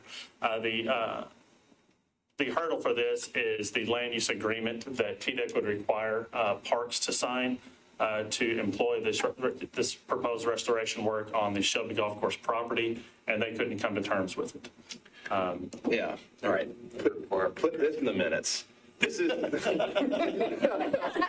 is my point. When other agencies for mitigation come to us and say there are no available credits or mitigation opportunities in Metro and Davidson County, here's one that has been sitting on the desk since 2016 that we can't get an agreement on. Let's get an agreement. Well, that's what we had a meeting just on. It's not you. It's our interdepartmental agencies that are prohibiting this type of stuff to happen. And no, absolutely. Yeah. No, we had TDEC, the Corps, Metro Parks, and Metro Legal, and legal from those other two agencies all together with Metro Water, all in the same room to talk it out. And everybody sees a path forward in negotiating the agreement and identifying specific segments of this restoration project that can be done to meet the needs of the Omohundro project. They're not going to do this whole thing. This identifies 5,300 feet of restoration, and on an estimated 3-to-1 ratio, we need approximately 1,300 feet. So my guess is that the hang up for parks and the golf courses in the past was probably the perpetual requirement, the TSMP required. Well, it's the restrictions in the TDEC and Corps land use agreement that you can't have any sort of pathway, nothing other than facilities to maintain the buffer zone. So in other words, you can't have a golf cart. You can't have a golf course, you can't have a greenway, no paved trails, nothing like that within the 50-foot buffer. But you can come and apply for the variance and get it done, and then move the mitigation. Greenways are exempt from buffers. And greenways are exempt from buffers. No, this is TDEC. This is TDEC. But our local one, But still, that's the point. I mean, that's the point. Yeah, but I remember when that process, the TSMP process was designed by TDEC and Corps and Fish and Wildlife, and Nature Conservancy biologists, regulators, and aquatic scientists. And their goal was to make sure that mitigation wouldn't be eroded over time by paths and bridges. Because ideally, scientifically, what we should be mitigating here is taking a stream that's already been encapsulated and daylighting that at some 2-to-1 or 3-to-1 ratio, as opposed to taking a stream that's already daylighted but has a very poor buffer and adding 3 times the amount of new buffer. It's not the same mitigation. So if they allow golf cart paths, greenways, it's more erosion of an already eroded mitigation requirement. Yes, and the state is also mowing these buffers. We had a case last month. I didn't think the state was not hypocritical in what that's it. I'm trying to undo the hypocrisy here to get some practical stormwater management in place, especially in these neighborhoods that are getting denser and denser. Look at that aerial. And we're going through those changes with policy now to how we handle infill and stormwater management, but this is a great opportunity within a neighborhood to enhance stormwater management. In Davidson County. A large part of I won't even call it a stream, I'll call it a channel through the golf course is concrete lined. So the intent is to bring it up to the measures of a stream and build up the buffer. And the hurdle for it is the golf course doesn't want like a forest growing up across the fairway. So trying to find pockets of where we can make these improvements and still maintain functionality of the golf course is the hurdle. But we're working through it. We've got KCI's on board and working with the golf course. We're working with them and the golf course architect, and it's a lot of people involved. But I guess for the sake of this meeting, would the committee accept pending us identifying all of the required feet to meet stream mitigation requirements, would the committee accept all of the associated buffer with those stream uplifts as the stream buffer impact or mitigation for our impacts at Omo? We'll get to that. So, well, why don't we do this? I've got to do the public hearing. So is that everything you wanted to formally present? So don't lose your questions. So let's turn to the public hearing and go ahead and do process on that, then we'll come back. So everybody write down your thoughts. This is a preliminary proposal, right? So we're actually giving guidance to the applicant here about how to move efficiently forward to manage the public investment back expectations effectively without losing money. But we can't make any guarantees, obviously, about even the preliminary proposal. Of course. It's okay. So let's open up the public hearing. Is anyone here to speak in favor or against the current proposal? There's no one. All right. Has Jack Nicholas sent us an email or complaining about this golf course being impacted? Or do we have any letters, or memos from city council representatives? Or nothing? Nothing. There was I guess, request for information, maybe from a neighbor, and I sent them the plans, but I never heard back. Just in case y'all wondered, my main goal is to make Logan smile. It doesn't matter if nobody laughs. Yeah. Silly jokes. Okay, because my children don't laugh either. All right, so we'll close the public hearing and open up for the commission's questions and debate. so I have a question. Why is this not a preliminary request? It is. Or is it? Okay. I missed that somewhere. Yeah, our minds are spinning. This packet's not in here, or is it? I wanted to see the rest of the slides. Lockland Springs. Oh, yeah. No, not the not in here. Okay. slides, I don't think. Because we just got it this morning. That's fine. We would estimate the development of these plans at approximately 30 to 50%. We were hoping that we would be able to submit to TDEC these plans for our ARAP just as an interim measure so that we can progress our construction grading permits since they kind of conjoin them together. But they said we do have to progress these further than what they are to meet that threshold. Even with that small percentage, there's a wealth of information to digest. I know a lot of work's gone into this, and any modifications of these, I'm sure you've taken the most, not, I want to say cost effective, but the alternative seemed to just would be extraordinary cost. I know we can't really consider cost, but that cost goes back to the ratepayers and to the general public, and we've got to have more water. Right. I mean, it's a challenge. These are definitely neat from every other application. Very. I think it would be beneficial to have like the TDEC approvals and those things in place when you come back. Typically for the variance approval, we need all your permits. That was one question I had for you guys is, like I said, we're submitting those on the 15th of this month. This is going to be an individual ARAP permit application since it's greater than 200 feet. And despite them assuring us that it's going to move as fast as possible, they still gave us a 100 to 120 day review range because of public notice and comments and everything. I think that fits within our construction timelines specifically for the stream relocation. I wanted to ask if we needed to wait to come back before you with a final permit request after we got those ARAPs in hand from them, or whether we can. That's typically what we do. Given the harmony between all the parties, that I would hate for you to come back to us, we approve it, then there's the mitigation doesn't work. Sure. And so I think that if all those work out, that we would be more of just a step in the process versus a wild card at the end. We've typically been So one question. willing to work for public interest projects. So, sorry. One question I have is, what's your plan B if this doesn't come through for mitigation? The plan B is we haven't been able to identify another project. The plan B is to wait on credits.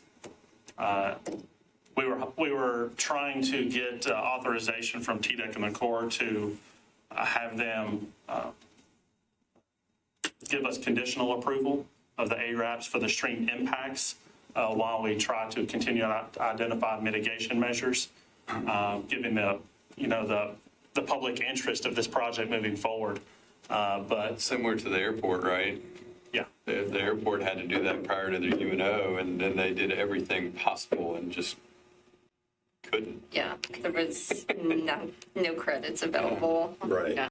It's a similar circumstance here. Here Kabir goes again. I'm biting my tongue. What's the plan B? I mean, if this is something that's been in the works since 2016, is there another option that you have other than waiting on credits? I guess plan C would be, a nuclear option of, instead of asking for permission, asking for forgiveness, and them just moving forward with their construction schedule and facing the consequences of that with the regulatory agencies, and nobody wants to do that, obviously. That's what prompted the meeting last week and getting everybody and their lawyers in the same room to say, we need a solution to this. So it's really a private sector and nonprofit sector opportunity, and that's been previously the limitation. We already have private mitigation banks. We already have private nonprofit mitigation banks of various types, but streams are the hardest ones to bank. They're the most complex. There's all kinds of liability associated with them. And no one's really stepped into that space at the scale of this type of proposal. TSMP was the closest thing to that. They were created as an answer to TDOT's routine bridge crossing impacts and encapsulations for highways. And even TSMP got to the point where I think they had $26 million sitting in the bank that they couldn't spend because they just couldn't get projects on the ground fast enough, because often you're dealing with multiple landowners, plus all the regulatory complexity that's already been alluded to. So, but it's, I guess what I was going to say is Metro Water, as the owner of this project, above all other applicants, should be able to pull off the leadership necessary to make this work. That would be my expectation of Mr. Potter. I won't put that on Mr. Hunt, but you know, walking the talk, this is where it really does either become walk or talk. Yes, sir. You nailed it. And then to further your point, this is the first of many in a shorter term than we have typically seen on large public infrastructure projects that are going to require mitigation, such as East Bank, such as Airport Terminal 2, such as all of these other metro and governmental agencies are going to have large projects with impacts to our watersheds that it'd be nice to have what you just described set up before we get there, before having this conversation about, well, maybe we can use this project that was been on the shelf since 2016. I wondered why the NRCS didn't come up with some kind of program, because they have the expertise. But One thing that was communicated to us from Parks in these back and forth conversations with them is that they have many streams throughout their properties that could benefit from this. They could benefit from a restoration project, miles and miles of them. But they said that, again, the hurdle is the legal agreement that they have to sign between the Corps and TDEC and themselves that, you know, puts a long-term restrictions on the property. It's perpetual. That sounds like a signature project before you leave this chair at the end of the year. To cap off your amazing tenure here. It's like a reason to leave. Dump it on my fair-haired, brilliant peers. Would be the chair Galbraith policy. I might we'd have to have a name for it. To do that and come back and ask you to pay me 3 times billable rate to do it. The Galbraith Act. I like it. That's right. So, and just as a point of reference, you know, mitigation is really the only thing that trumps hardship. So that's kind of common law practice of state and federal permitting for years and years and years. So. Did you need an answer? Ma'am? You need an answer from us, or is this discussion sufficient to help you? He needs a green light preliminarily, and that is a vote of a majority of the committee. But personally, preliminarily, I don't have any modifications to what's been presented. There's a lot there. It's a lot to digest.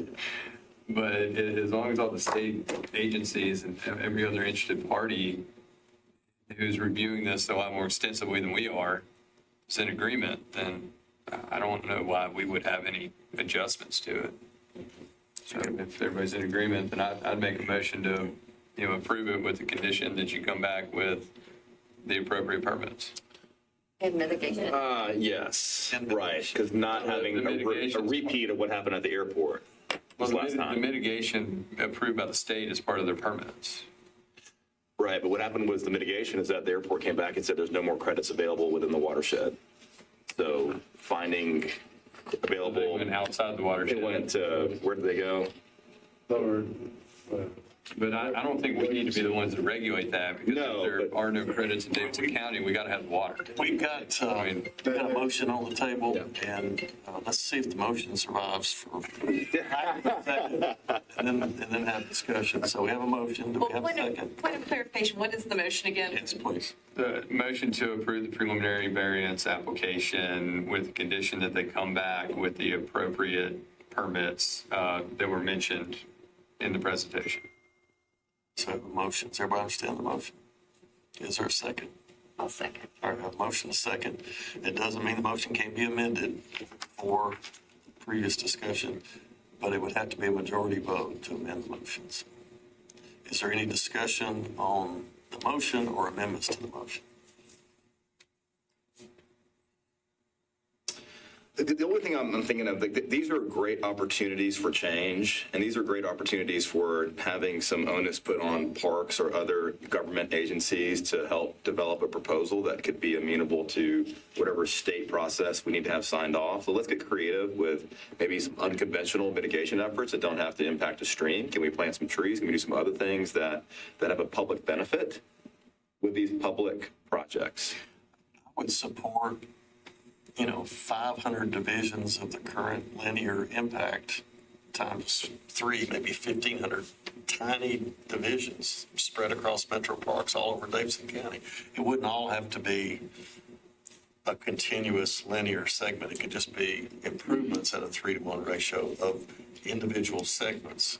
So, I mean, that's exactly the way the state calculates, water quality loading is in segments of rivers. Well, that might be how this in its final form appears with this mitigation site. Instead of having a continuous stretch of 1,300 feet, it might be 100 here between fairways and 200 here between fairways. I would support that because you can't run a buffer across the fairway. You can't hit a ball through that. Have a buffer. Have a real buffer. You can't get a ball off the ground? I can't get a ball off the ground anyway, but soccer balls and golf balls should stop if they're properly designed. That should be the regulatory standard. Your ball should bounce off. Okay. But I think I took this away, but I just wanted clarification that the current permit process, this mitigation plan would be submitted as a part of the permit. And if the permit is approved, it would come with the mitigation plan as presented or with modifications. Unless the Corps gives them a conditional, what was it they did for the airport? They gave them an open-ended future negotiable mitigation requirement. Okay. And that could happen. That's what he's concerned. Well, and that was, so at that point, if we approve the motion as written and we haven't seen the mitigation plan, I don't know if that is a concern for the commission. It's a little bit of a concern for me. It's a concern for me, but we'll know when we vote on it. Does it need to be in the motion, or is it's in the minutes that is coming back? We're not here to stop everything, but coming back with an open-ended, mitigation is going to create a challenge for us. So the commission takes no action except through a motion. Yeah. So if our motion is absent that condition, it's implied that we might not have a problem with a conditional mitigation plan, like we had with the airport. One thing that was really troubling to me too about the airport proposal was they trotted in local nonprofit support for mitigation. We queried those folks. We made a vote based upon that testimony, which is the only time those folks have ever testified to this committee, because I've tried to get them to testify on other things. And then we find out they didn't have the capacity to do it, and we were stuck. So, it needs to be a very transparent argument when you come back as well, not a piecemeal one. Yes, sir. Any comment from staff? Or Rebecca, I know you've been in the middle of many of these cases. This is... Well, and typically we tell applicants, your state mitigation is for the state. The Stormwater Management Committee in many cases requires mitigation above and beyond that and we like the mitigation to be on site. So in this case, the 3-to-1 replanting of any trees removed going far and above any TDE required by urban forestry codes would also be the additional mitigation. This is a really hard project for us, and our NPDES staff, because you know how we feel about stream encapsulations and removing trees, but there is a great public need for it. So, and here's something when it comes around to Mr. Fulmer's comment and your comment. Maybe once every 50 to 75 years, we just happen to be living during a time where all these things are happening close together. So, Like catch up. Yeah, that too. So should we admit? Yes, sir. An observation, because I've not been involved in discussions on these, but it hasn't been that many years since Metro bought the land from the back edge of the Omaha Water Plant that extends all the way to Lebanon Pike. And we call that almost south. And it was a vast, if you recall driving down Lebanon Pike, there was an auto auction site. Mm-hmm. And 100 or more acres of asphalt. Yeah. And thousands of cars parked on that site at any given day. Oh, yeah. And so that site was purchased by Metro because it opened up the backside of Omaha Water Treatment Plant for the first time ever. And it gave us a place to consider expansion. And plus, over the last 10 or 12 years or so, that this has been in Metro's possession. The construction of all of our system services facilities are out there with their maintenance facilities. We have a world-class analytical lab on that site that does all the analytical work for our water and wastewater treatment plants. It's become a great asset to Metro Water Services and Metro Nashville to own the rest of that land all the way to Lebanon and Pontic. It was always considered that it gave them more room on the backside of Omohundro to expand Omohundro water treatment plant. And it's interesting that as part of this process that you actually were considering yet another site for a future water treatment plant, despite the fact that we own this land. But obviously this creek, this tributary to Browns Creek is right up in the midst of that, and that's what leads us to this discussion. I was gonna say, I should also note, there is a wood reutilization plan for this project as well, where the timber will be harvested, it'll be used for structure. They're pursuing getting some drying it on site in a kiln, getting lumber produced from it, and also producing a bunch of biochar with what can't be turned into lumber. So there is a larger plan that we won't waste the wood that we have to take out. Yeah, not a tree that is put down will go to any sort of wasteful process. The lowest level is that it goes to biochar, and it'll be used in the ground cover for future projects and parks and things for assisting carbon in the soil. So. Yeah, and this tributary is a pretty good ways downstream of the headwaters of Browns Creek. So it's a lower entry stream near the Cumming River. And the reason I say that is that I've seen otters in West Fork of Browns Creek next to Lipscomb. I've seen several otters playing as a group in Browns Creek next to the fairgrounds. So it's a really healthy creek, in spite of all the encroachment that's been happening and all the other runoff that comes into it from mowed yards, concrete driveways, asphalt shingle roofs. But we have a really healthy resource. That's why people want to move here. People are moving away from places that have paved over everything, or that are washing off of hillsides or are burning up because dry areas are getting drier. So if we protect what we've got and mitigate it properly, we'll maintain the reason why we stay here and why people come here. So, all right. This core concern is the mitigation coming back as a resolved issue, and that's really not part of the motion. So is everybody comfortable with the motion, or do you want to amend it?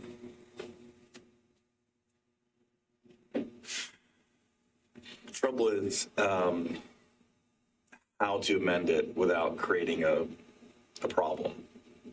I want to create an opportunity, not a problem. Yeah. Open to feedback on that, but also It's not contingent on future conditional. Well, the project has to move forward. Yeah.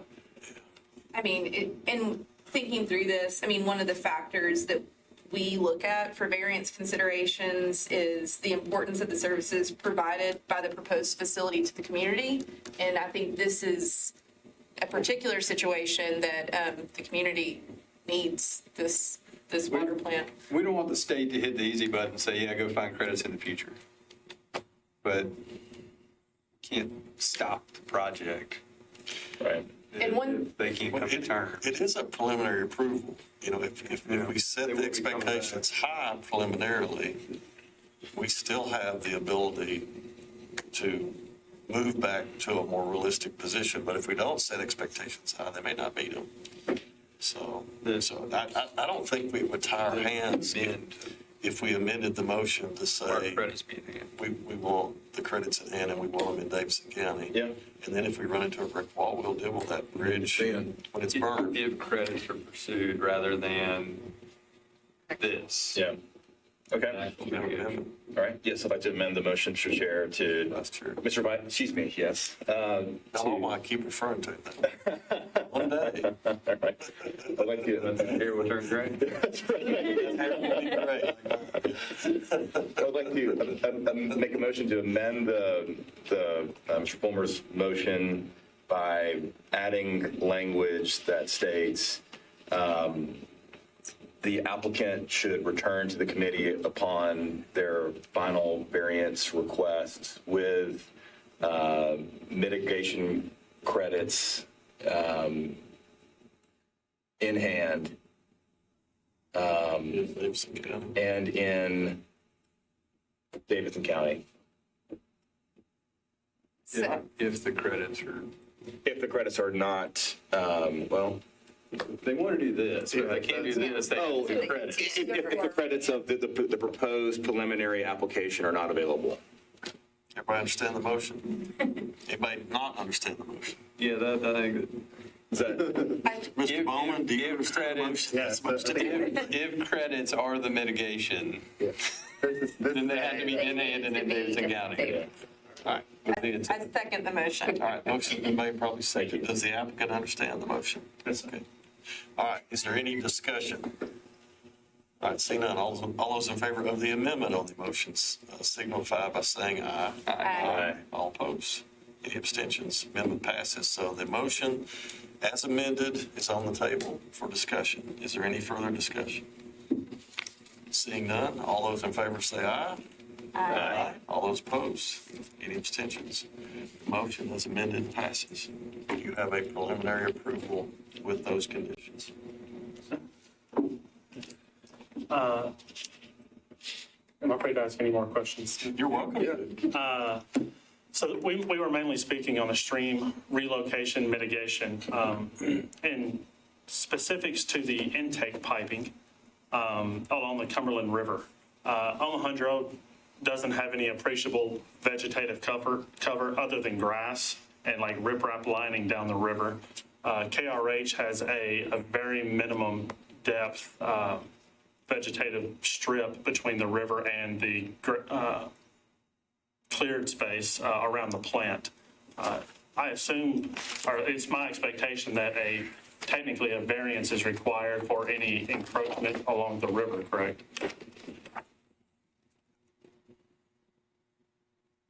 We've routinely approved them. Yeah. And whenever we return with a final plan and all the permits and everything, we'll include that in there. You can work that out with staff. Yeah, if staff deems a variance is required, you can add it to that application. But yeah, I think there's an exception for utility encroachments, isn't it? I don't know if you'll need it.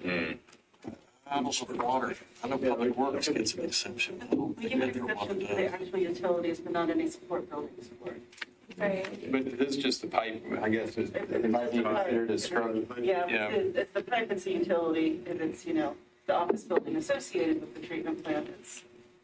I don't think that would trigger mitigation in my mind, so you can always throw it in. It wouldn't hurt, but. There are components of the expansion across the road on the river side. Yes, sir. It's mostly a new facility construction, a new standalone raw water pump station. So, but I think it's on the bank. That's on the bank, as opposed to where the pipe. Because what I looked at was that we know we were sandbagging at the pump station during the 2010 flood. So water was well out of the banks and well up to the back wall of that 150-year-old structure that sits there. So it seems like a lot of that structure will be on the banks of the river that would be impacted by a high river stage. I think that It will not be. The Omohundro water treatment plant is built with a flood-like protection. It's built with, we're designing it with the proposal that Omohundro can handle the entire water for the city if there is a flood. So Omohundro is up on the hill. The structure extends down. Is it 500 plus 2? It's 500 plus 2. The structure extends down to the river, but that's just a wet well with submersible pumps in it. The parts that need to be above water will be above water. So you don't have to sandbag it again. As in 2010. If we lost Alejandro, I understand we would have been without water for 6 months. Our engineering standard at this point for critical facilities is 2 foot above the 500-year, correct? So, is that it? That's it. All right. Thank you. Thank you. Next applicant up is case number 2023-00011, Boathouse at 525 Basswood Avenue, Council District 20, Mary Carolyn Roberts, address 525 Basswood Avenue. I'm going to need to use my oh, man. As will I. As will you. Do we have a quorum? We do. Hopefully it stays intact. Hopefully the quorum stays intact. I'm glad you did not disturb. You didn't have to do anything. All right. Okay, so. If you're going to stay, are we going to get like evil eyes or anything? I know.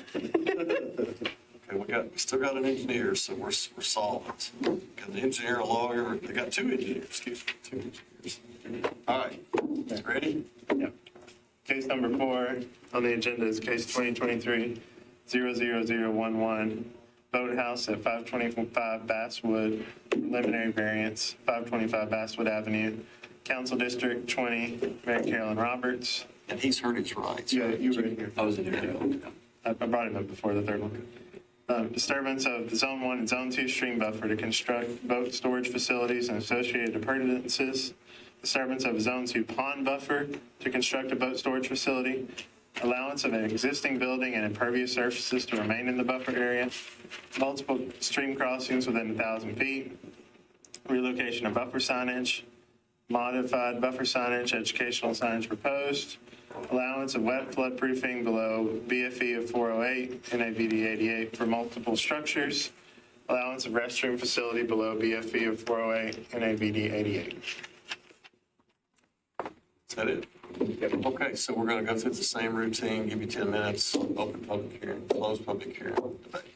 Perfect, good deal. If you can scroll down to that first exhibit, please. So my computer is still pretending that I have 2 screens right now. So I'm unable to control anything you're seeing at the moment. I've already restarted, but let me see if I. You have a screen area function in settings. Probably.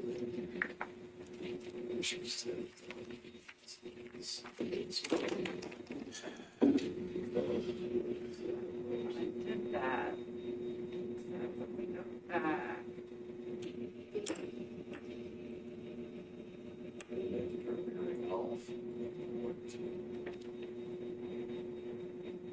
No, I can't. Oh, it's moving. Yeah, I'm. That's not the right display. Well, I can just look at this one and control it from here.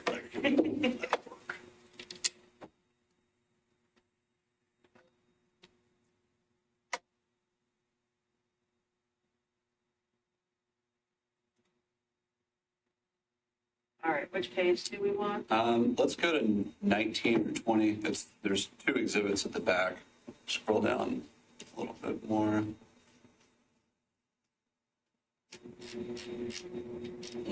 Logan, do those go at the front by chance? Hold on, let me see. The site plan is 5. Yeah, they're somewhere in the middle. Okay, sorry about that.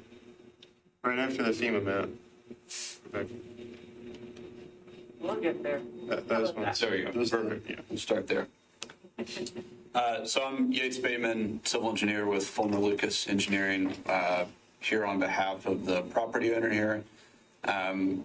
As Logan said, we're proposing a boathouse for crew teams of some local high schools. This is an existing marina. There are significant boat infrastructure. There's maintenance area. I think in the pictures, there's some engines lying on the ground. There's a very old structure. We went back through historical aerials, and it appears it's been here since the early 1970s in roughly its same layout that you see out there today. Let's see. There's also an area, I think, closer to Basswood, if you scroll to the next exhibit, I believe. So that's Basswood Avenue. You can see there's a road that comes in. There's an existing bridge there that crosses the stream and then runs along to the top left of the page. That gets us to where we were looking at earlier, where the marina is. So that area is in pretty bad shape. That is the buffer. So that's kind of the second area we're looking at. And then finally, the stream itself, effectively from Basswood down into what is kind of where the marina feeds into the edge of the river there, is full of debris, a lot of trash.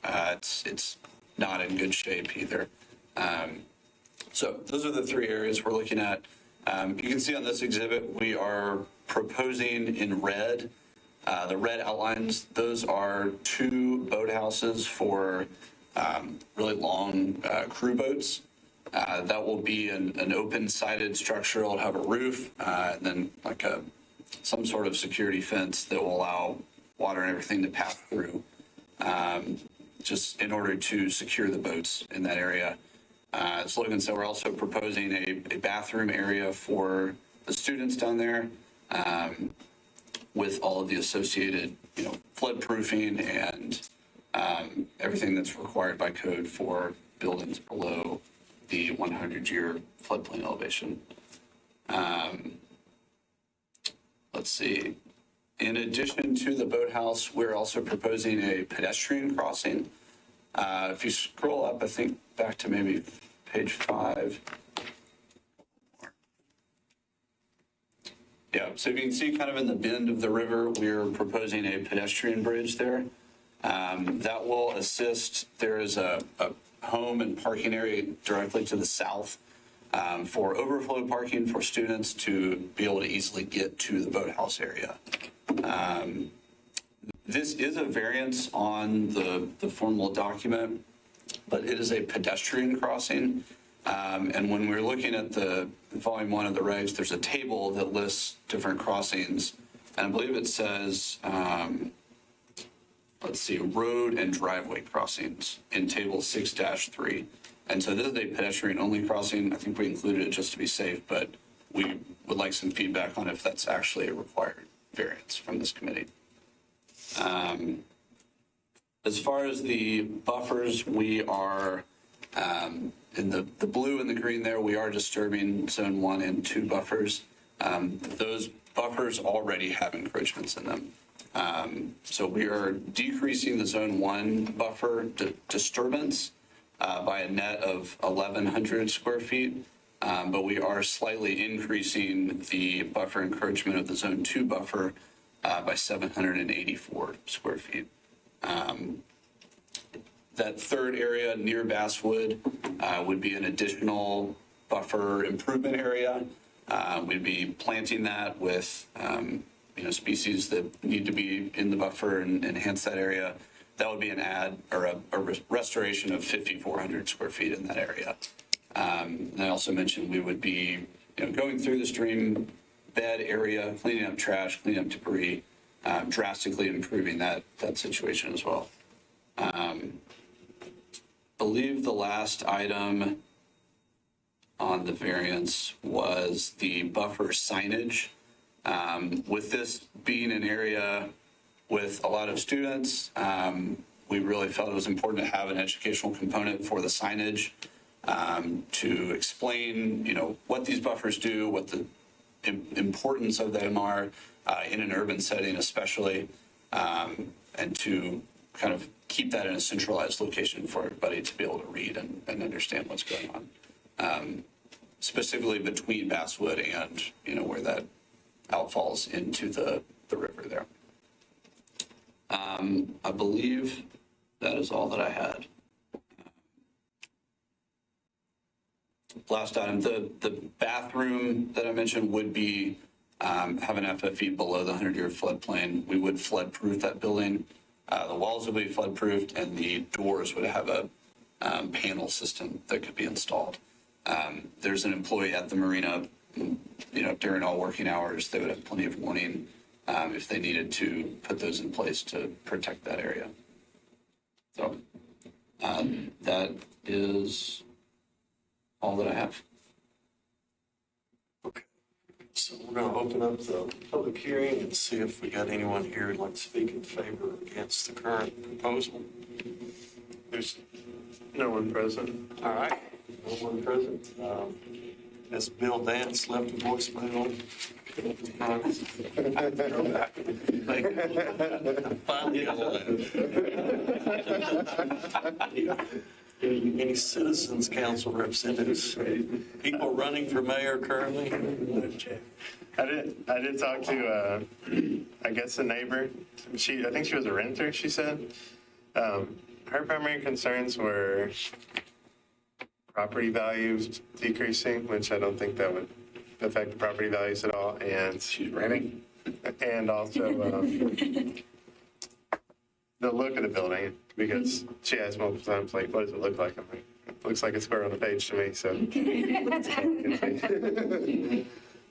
That's something that can be worked out with, like a community engagement throughout the process, I guess.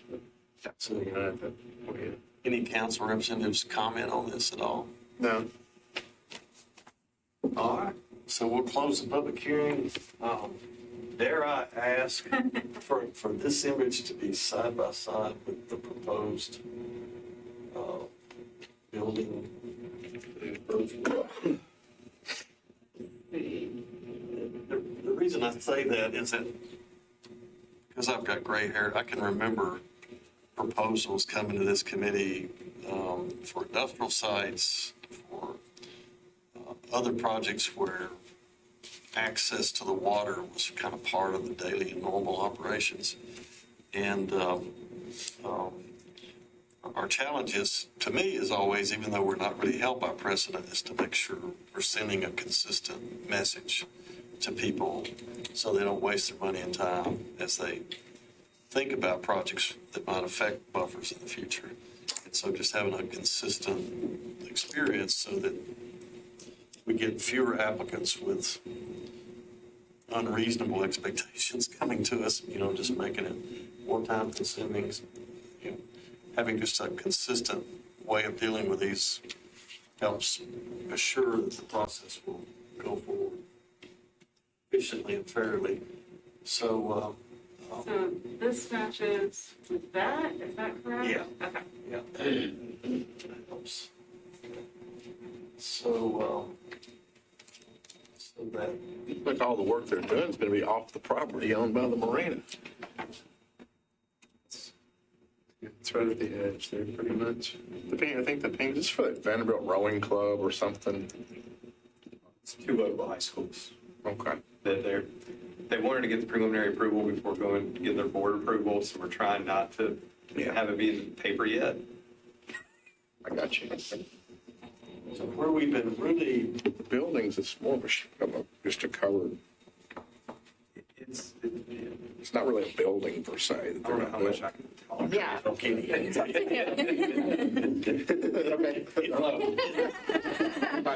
It's not because we don't want to talk, it's because they can get challenged with people. Or is it just going to be like a carport? Yeah, so it'll be a metal roof. It'll have metal structures. It'll have, I don't know exactly what type of fencing, but some fencing around.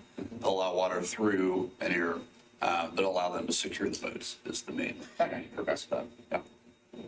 Typically a site, that's wooded, that's dense repaired area, it's not really being utilized. We'd be really hesitant to grant anything, even with mitigation this close to a major body of water, but without a public purpose because they're less frequent.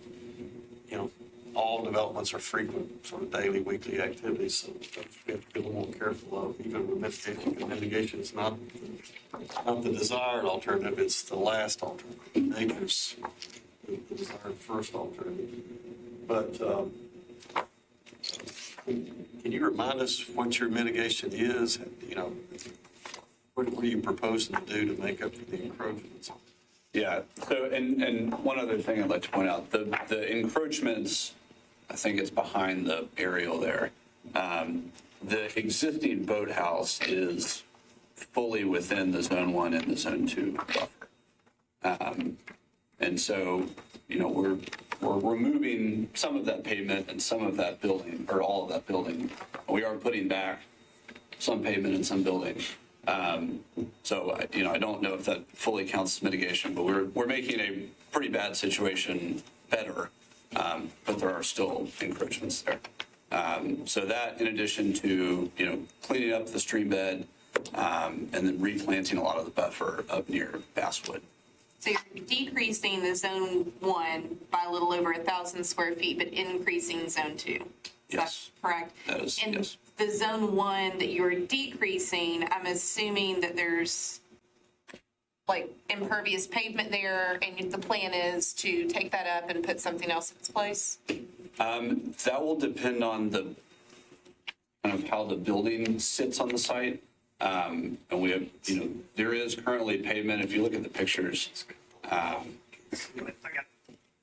there is some pavement that goes the far down or close to the stream bed. That's a new building out there. Yes. If you can scroll up, there's two more exhibits that outline everything in red. It's a little bit easier to see. Yeah. So that is what the existing building looks like in red. And pretty much right off the back, there's the pavement that goes down at a pretty steep angle to support that building. And so that entire building would come out. And then if you go to the next slide, that is what the proposed two buildings will look like. There's your Zone 1, Zone 2, Zone 1, Zone 2. Yep, exactly.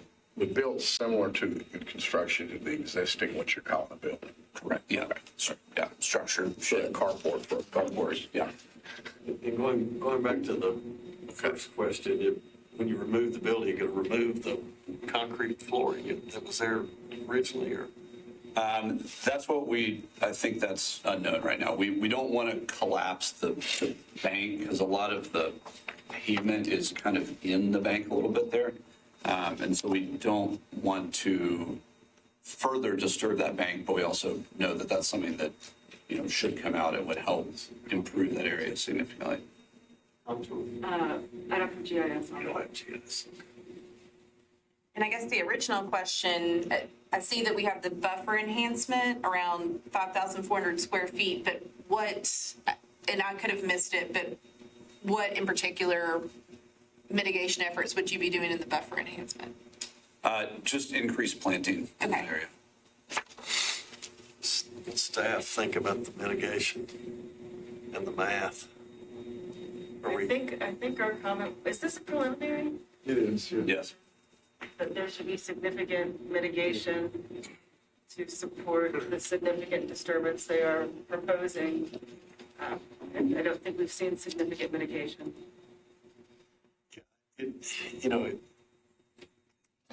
One way to make a proposal to deal with this would be if there was a preliminary approval, you'd have to get your math right, as our attorney here has already, our commissioner attorney has already alluded to. And second, your mitigation. The only way we can offset the lack of a hardship, and hardship is a hydrogeomorphic topographic anomaly that the ordinance couldn't have envisioned. This is obviously a common buffer, so you don't have a hardship. So we have to have mitigation. And it's got to be meaningful mitigation at a ratio that is equal to what we're losing as a minimum, and then added mitigation that's some ratio above that assures success of that mitigation. There were studies done of TDOT mitigation showed half of everything they mitigated failed. So we got 50% return on our investment. Hopefully the ratios are right before they put it in. But so that's a start.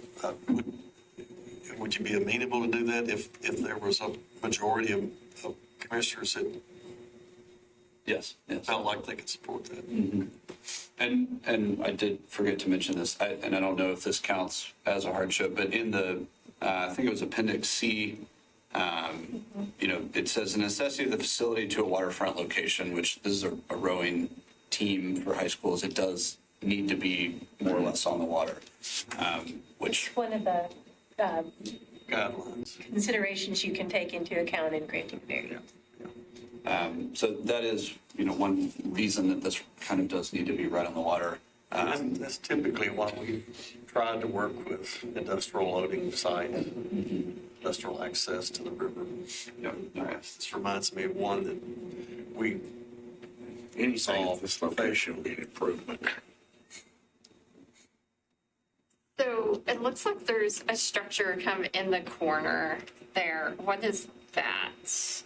In the kind of northwestern corner of the, That's existing. no, that's the existing, what Rebecca's highlighting, but then in the top Opposite it. right, opposite that, what is that? It's a metal building, like a Quonset hut, that they work on boats inside. Okay. Not that you know anything about boats. On boats doesn't sell them. Yeah, and just to clarify, that's what will be improved to be the bathroom area. Okay. Oh, so the bathroom's not in one of these buildings? No. Got it. Okay, so that was my confusion. I thought the bathroom was in the rectangle. So both of these buildings are storage, will have fencing around it, but like open air, obviously a roof, but okay. Yes, sorry. So in the aerial, the metal shed roof in the top right of the property area, that will be the bathroom. That will be enclosed, but it's You said fully. that that's below, the FFE's below flood. Where's the 100-year floodplain? It's all over this. Oh, it's, okay, got it. Yeah. I don't see lines, yeah. There's no escaping on this one. Got it. Yeah. I guess part of the challenge is that, anytime we create a variance to a FEMA requirement, we're endangering standing with FEMA and the way insurance rates are set. I don't know if one bathroom on one site, will trigger FEMA failure, but do you have to have the bathroom in the building? I believe I believe that's the intent of the project. I'm not opposed to a bathroom, it's just, let's make sure it's. Make sure it doesn't trigger a whole set of regulations. Is it creating any fill? No, it will not. It's just below. Yeah. Okay. It's electrical equipment below 100 floodplain. I I imagine know how it's. tall it was. Well, so all the electrical equipment would be above. I think, it's a high roof, and so is it plumbing? It's true. I can make clarification on why that was written in there. I thought they were in the boat storage facilities. So, just looking at the grades on the boat storage facility, it's about 8 feet below. And I thought, well, you're not going to be able to floodproof 8 feet of dry floodproof. So you're going to have to wet floodproof that. And that's why I requested they asked for that.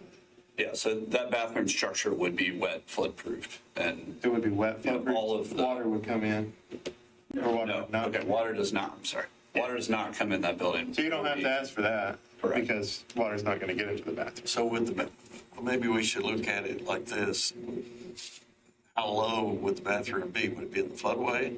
Would it be frequently flooded or infrequently? No, infrequently it would be. So What's it's in the 100-year, but not in the existing building? What's, the 100-year? I believe the elevation generally of that pad is about 500.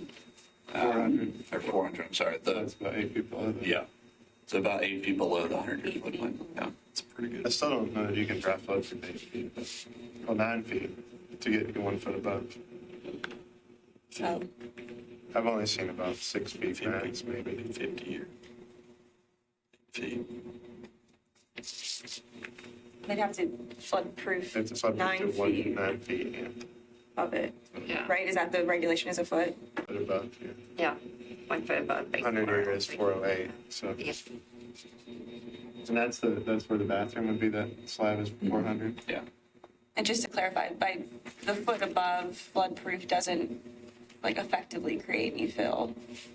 No. No. Okay. Typically, we don't. Yeah. Okay. So that's why I recommended wet floodproofing, because I don't think you can floodproof 9 feet. Right. Not structurally. From a Metro Water perspective, when you talk about wet floodproofing, you're talking about allowing the water to come in. Yep. Yeah. And I think collectively, we at Metro Water would prefer that you don't allow restroom facilities to be filled with water because it creates a direct conduit to the sewer lines. And essentially the wastewater plant attempts to treat all the water from the river that is going to be flowing into those sewer lines. I think we've had some cases before where we put some required, some kind of a valve to Check valve, yeah. a check valve, Backflow valve. backflow valve to keep the water from coming into the. Yeah, Donaldson Christian Academy did it, and then there was a concession facility that was approved. Yeah, and where we, I think, have applied that in the past was one of the provisions for allowance of construction in floodways was for athletic fields.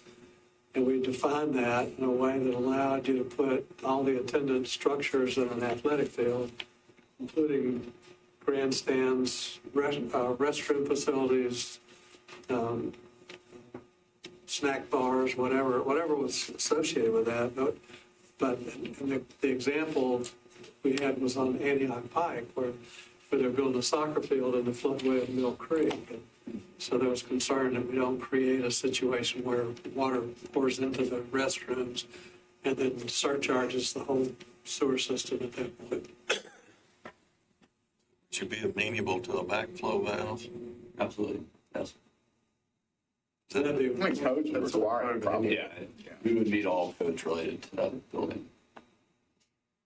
So I'm a bit confused on kind of placement of the buildings on the site because you have an existing building footprint. I think historically, if we've allowed something to go back on the existing building footprint, that's been less of a trigger. So each of these two proposed buildings would be storage for boats. So that other building will have a bathroom, but it's also a maintenance building? No, it just would be the bathroom on our parcel. So it would only serve as a bathroom facility? Correct. For the school. In a locker room, kind of. What kind of boats?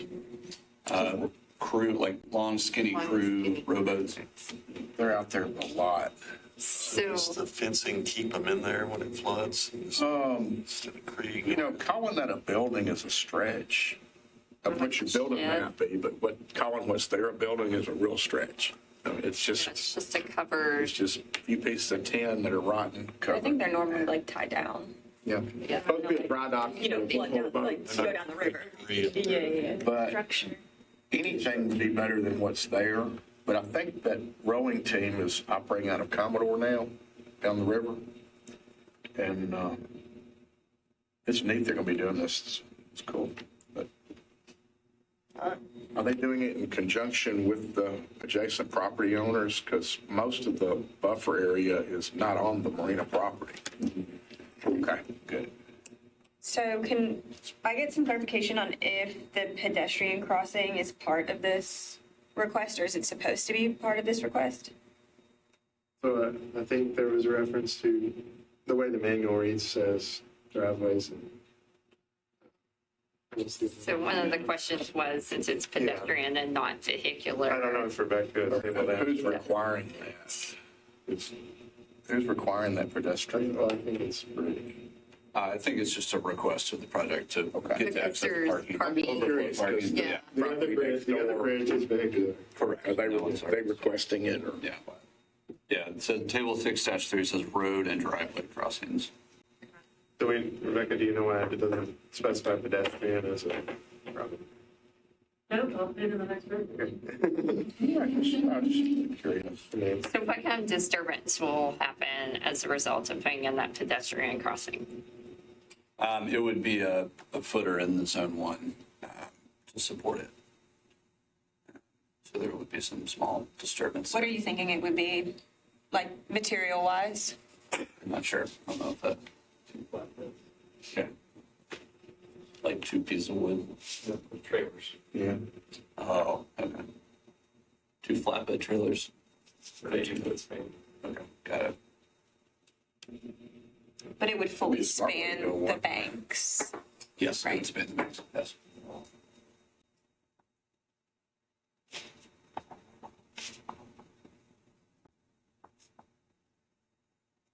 kind of pond is the pond buffer around? Is it just some kind of man-made kind of thing? Like, what does the actual buffer look like now? What is the structure of the pond? What is it? It's the marina, just Rock quarry. yeah, it's the rock. Yeah. So that's typically those kind of buffers give a lot of flexibility. For selfish reasons, can you add dredging the channel to this?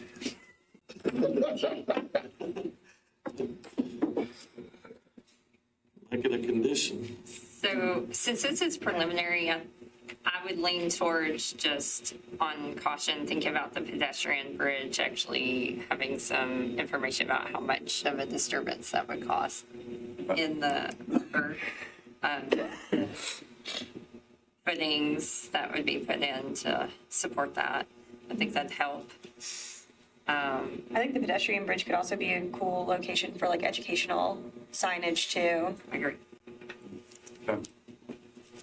Since people may be parking and then utilizing that space or that. It's for the private use of the rowing club, correct? Yes, correct. Yeah. But educating everyone on the rowing club could be useful. Yeah, and I mean, I'm sure the marina is used, and that parking lot will potentially be used by more than just the rowing club. I'm not sure. Okay. I think it would. The intent is just for the overflow of the rowing club. Okay. Okay, so not to belabor the existing building situation, but that's going to be a bathroom facility. Is there any condition or consideration of, I mean, you could potentially create a storage facility for the boats and a bathroom facility upstairs above that. No. Yeah, I don't think this building's intended to have a second floor.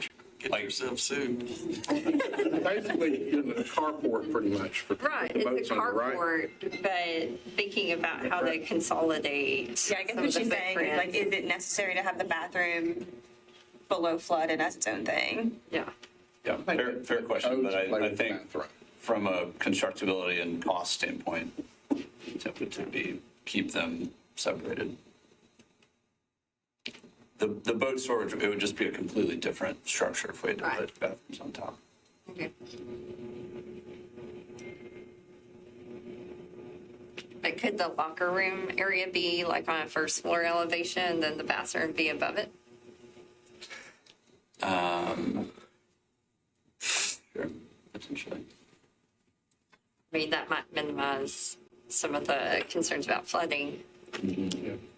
The codes is not going to let them install a bathroom that's not going to be in accordance with the flood regulations. Right. I mean, it has been. So I don't think we need to dive off in that. ADA on the bathroom would be tricky too. An elevator? I'm just kidding. Add it to the variance list. Yeah, right. Turn the lights back on. That's it. Okay. Yeah, I think coming back with more mitigation will be important.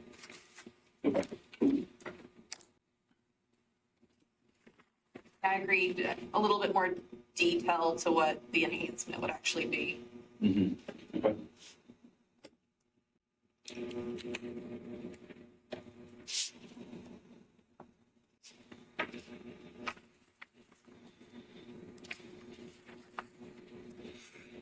All right, do we have any other potential conditions to a motion?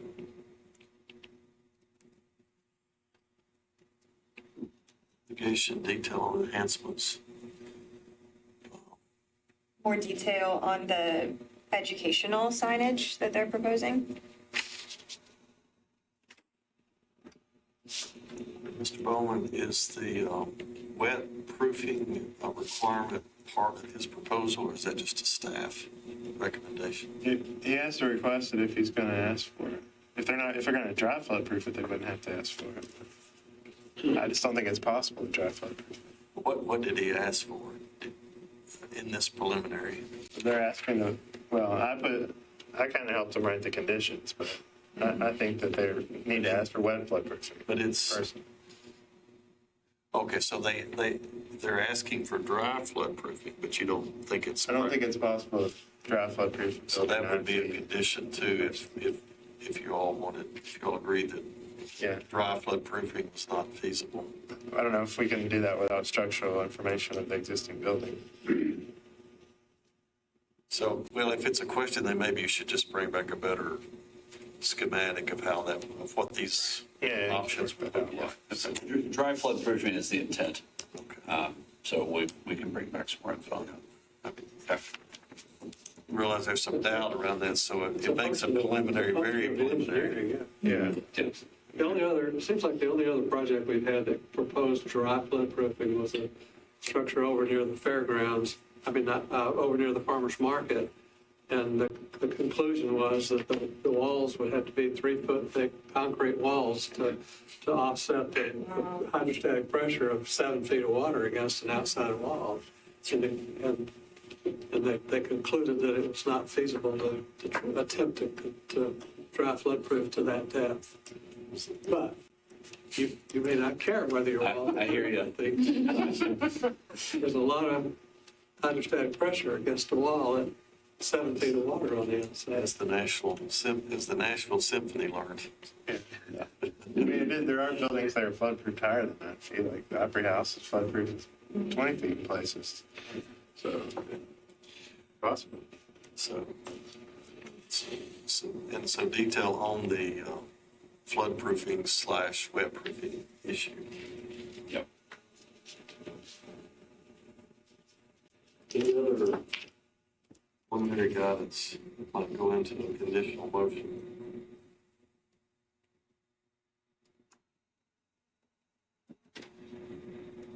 All right. So I'll make a motion to approve the preliminary variance with the condition that they come back with more information on mitigation, educational signage, and flood proofing. And I think you mentioned detail on the enhancements of the mitigation, or does that kind of catch all? Yeah, I think that catches. And pedestrian bridge. And the pedestrian bridge. And the pedestrian bridge. Great. Second. We have a team motion and a second. Is there any discussion on the motion? Seeing none, all those in favor say aye. Aye. All opposed? Abstentions? We got a preliminary conditional approval. Great. Thank you all. Okay. Let's see.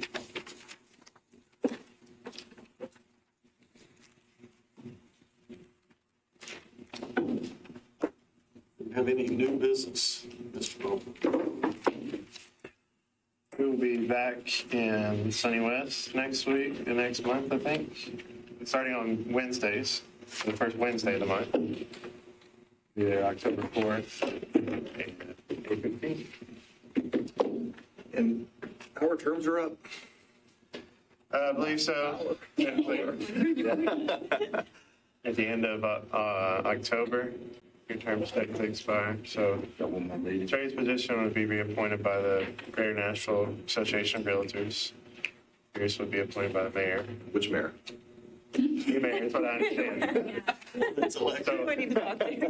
The new mayor will appoint a board and commission person, which is Mr. Tom Jerkovich now and the current mayor. So specifically the mayor that likes you.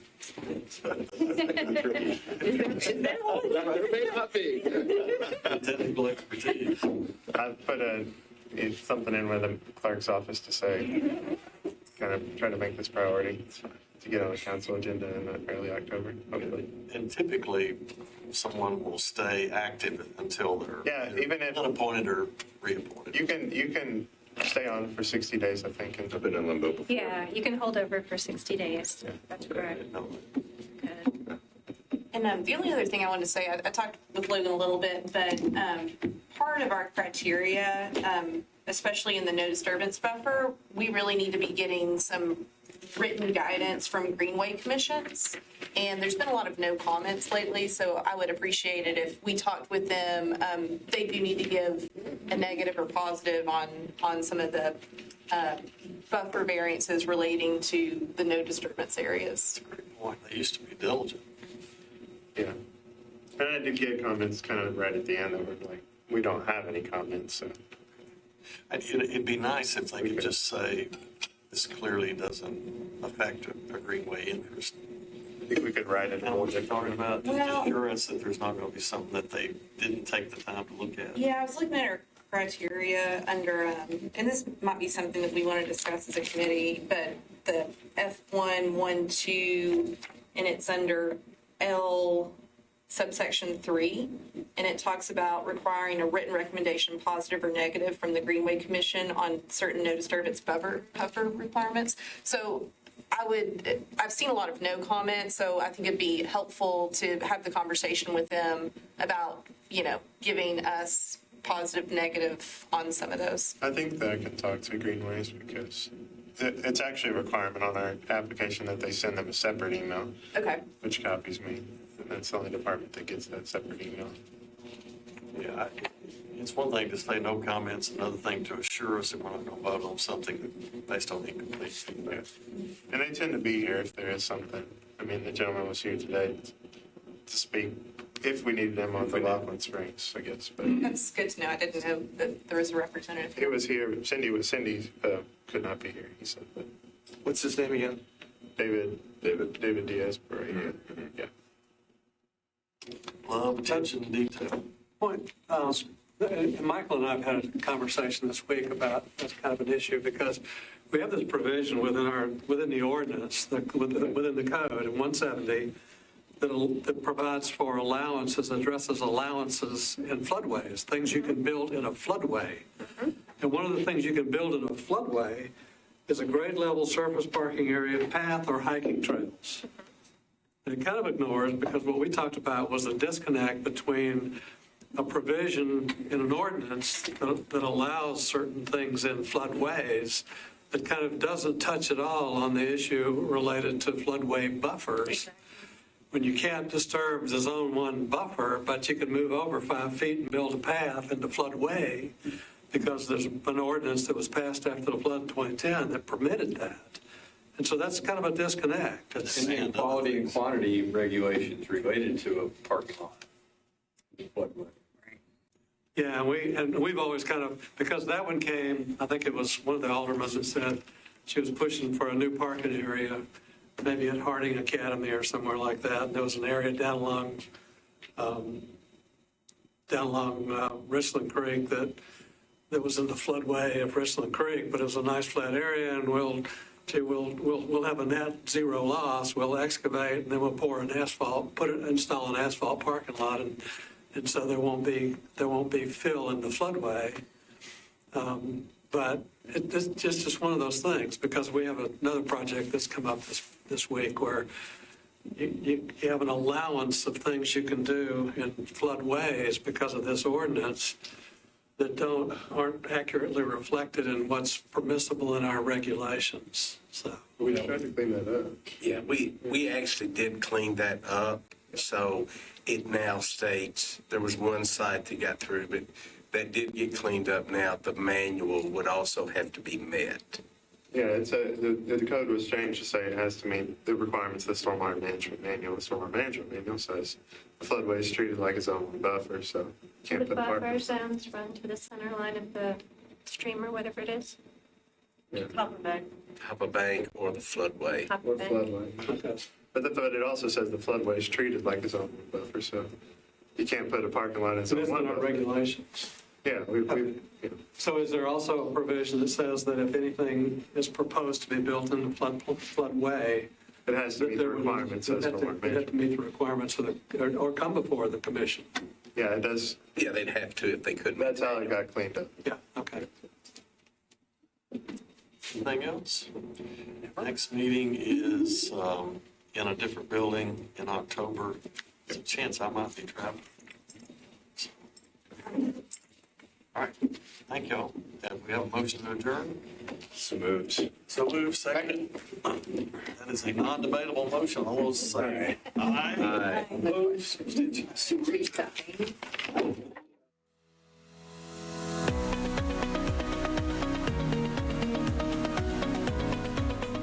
This has been been a service of the Metro Nashville Network. If you would like to see this presentation again, or for more information on this and other programs, visit nashville.gov.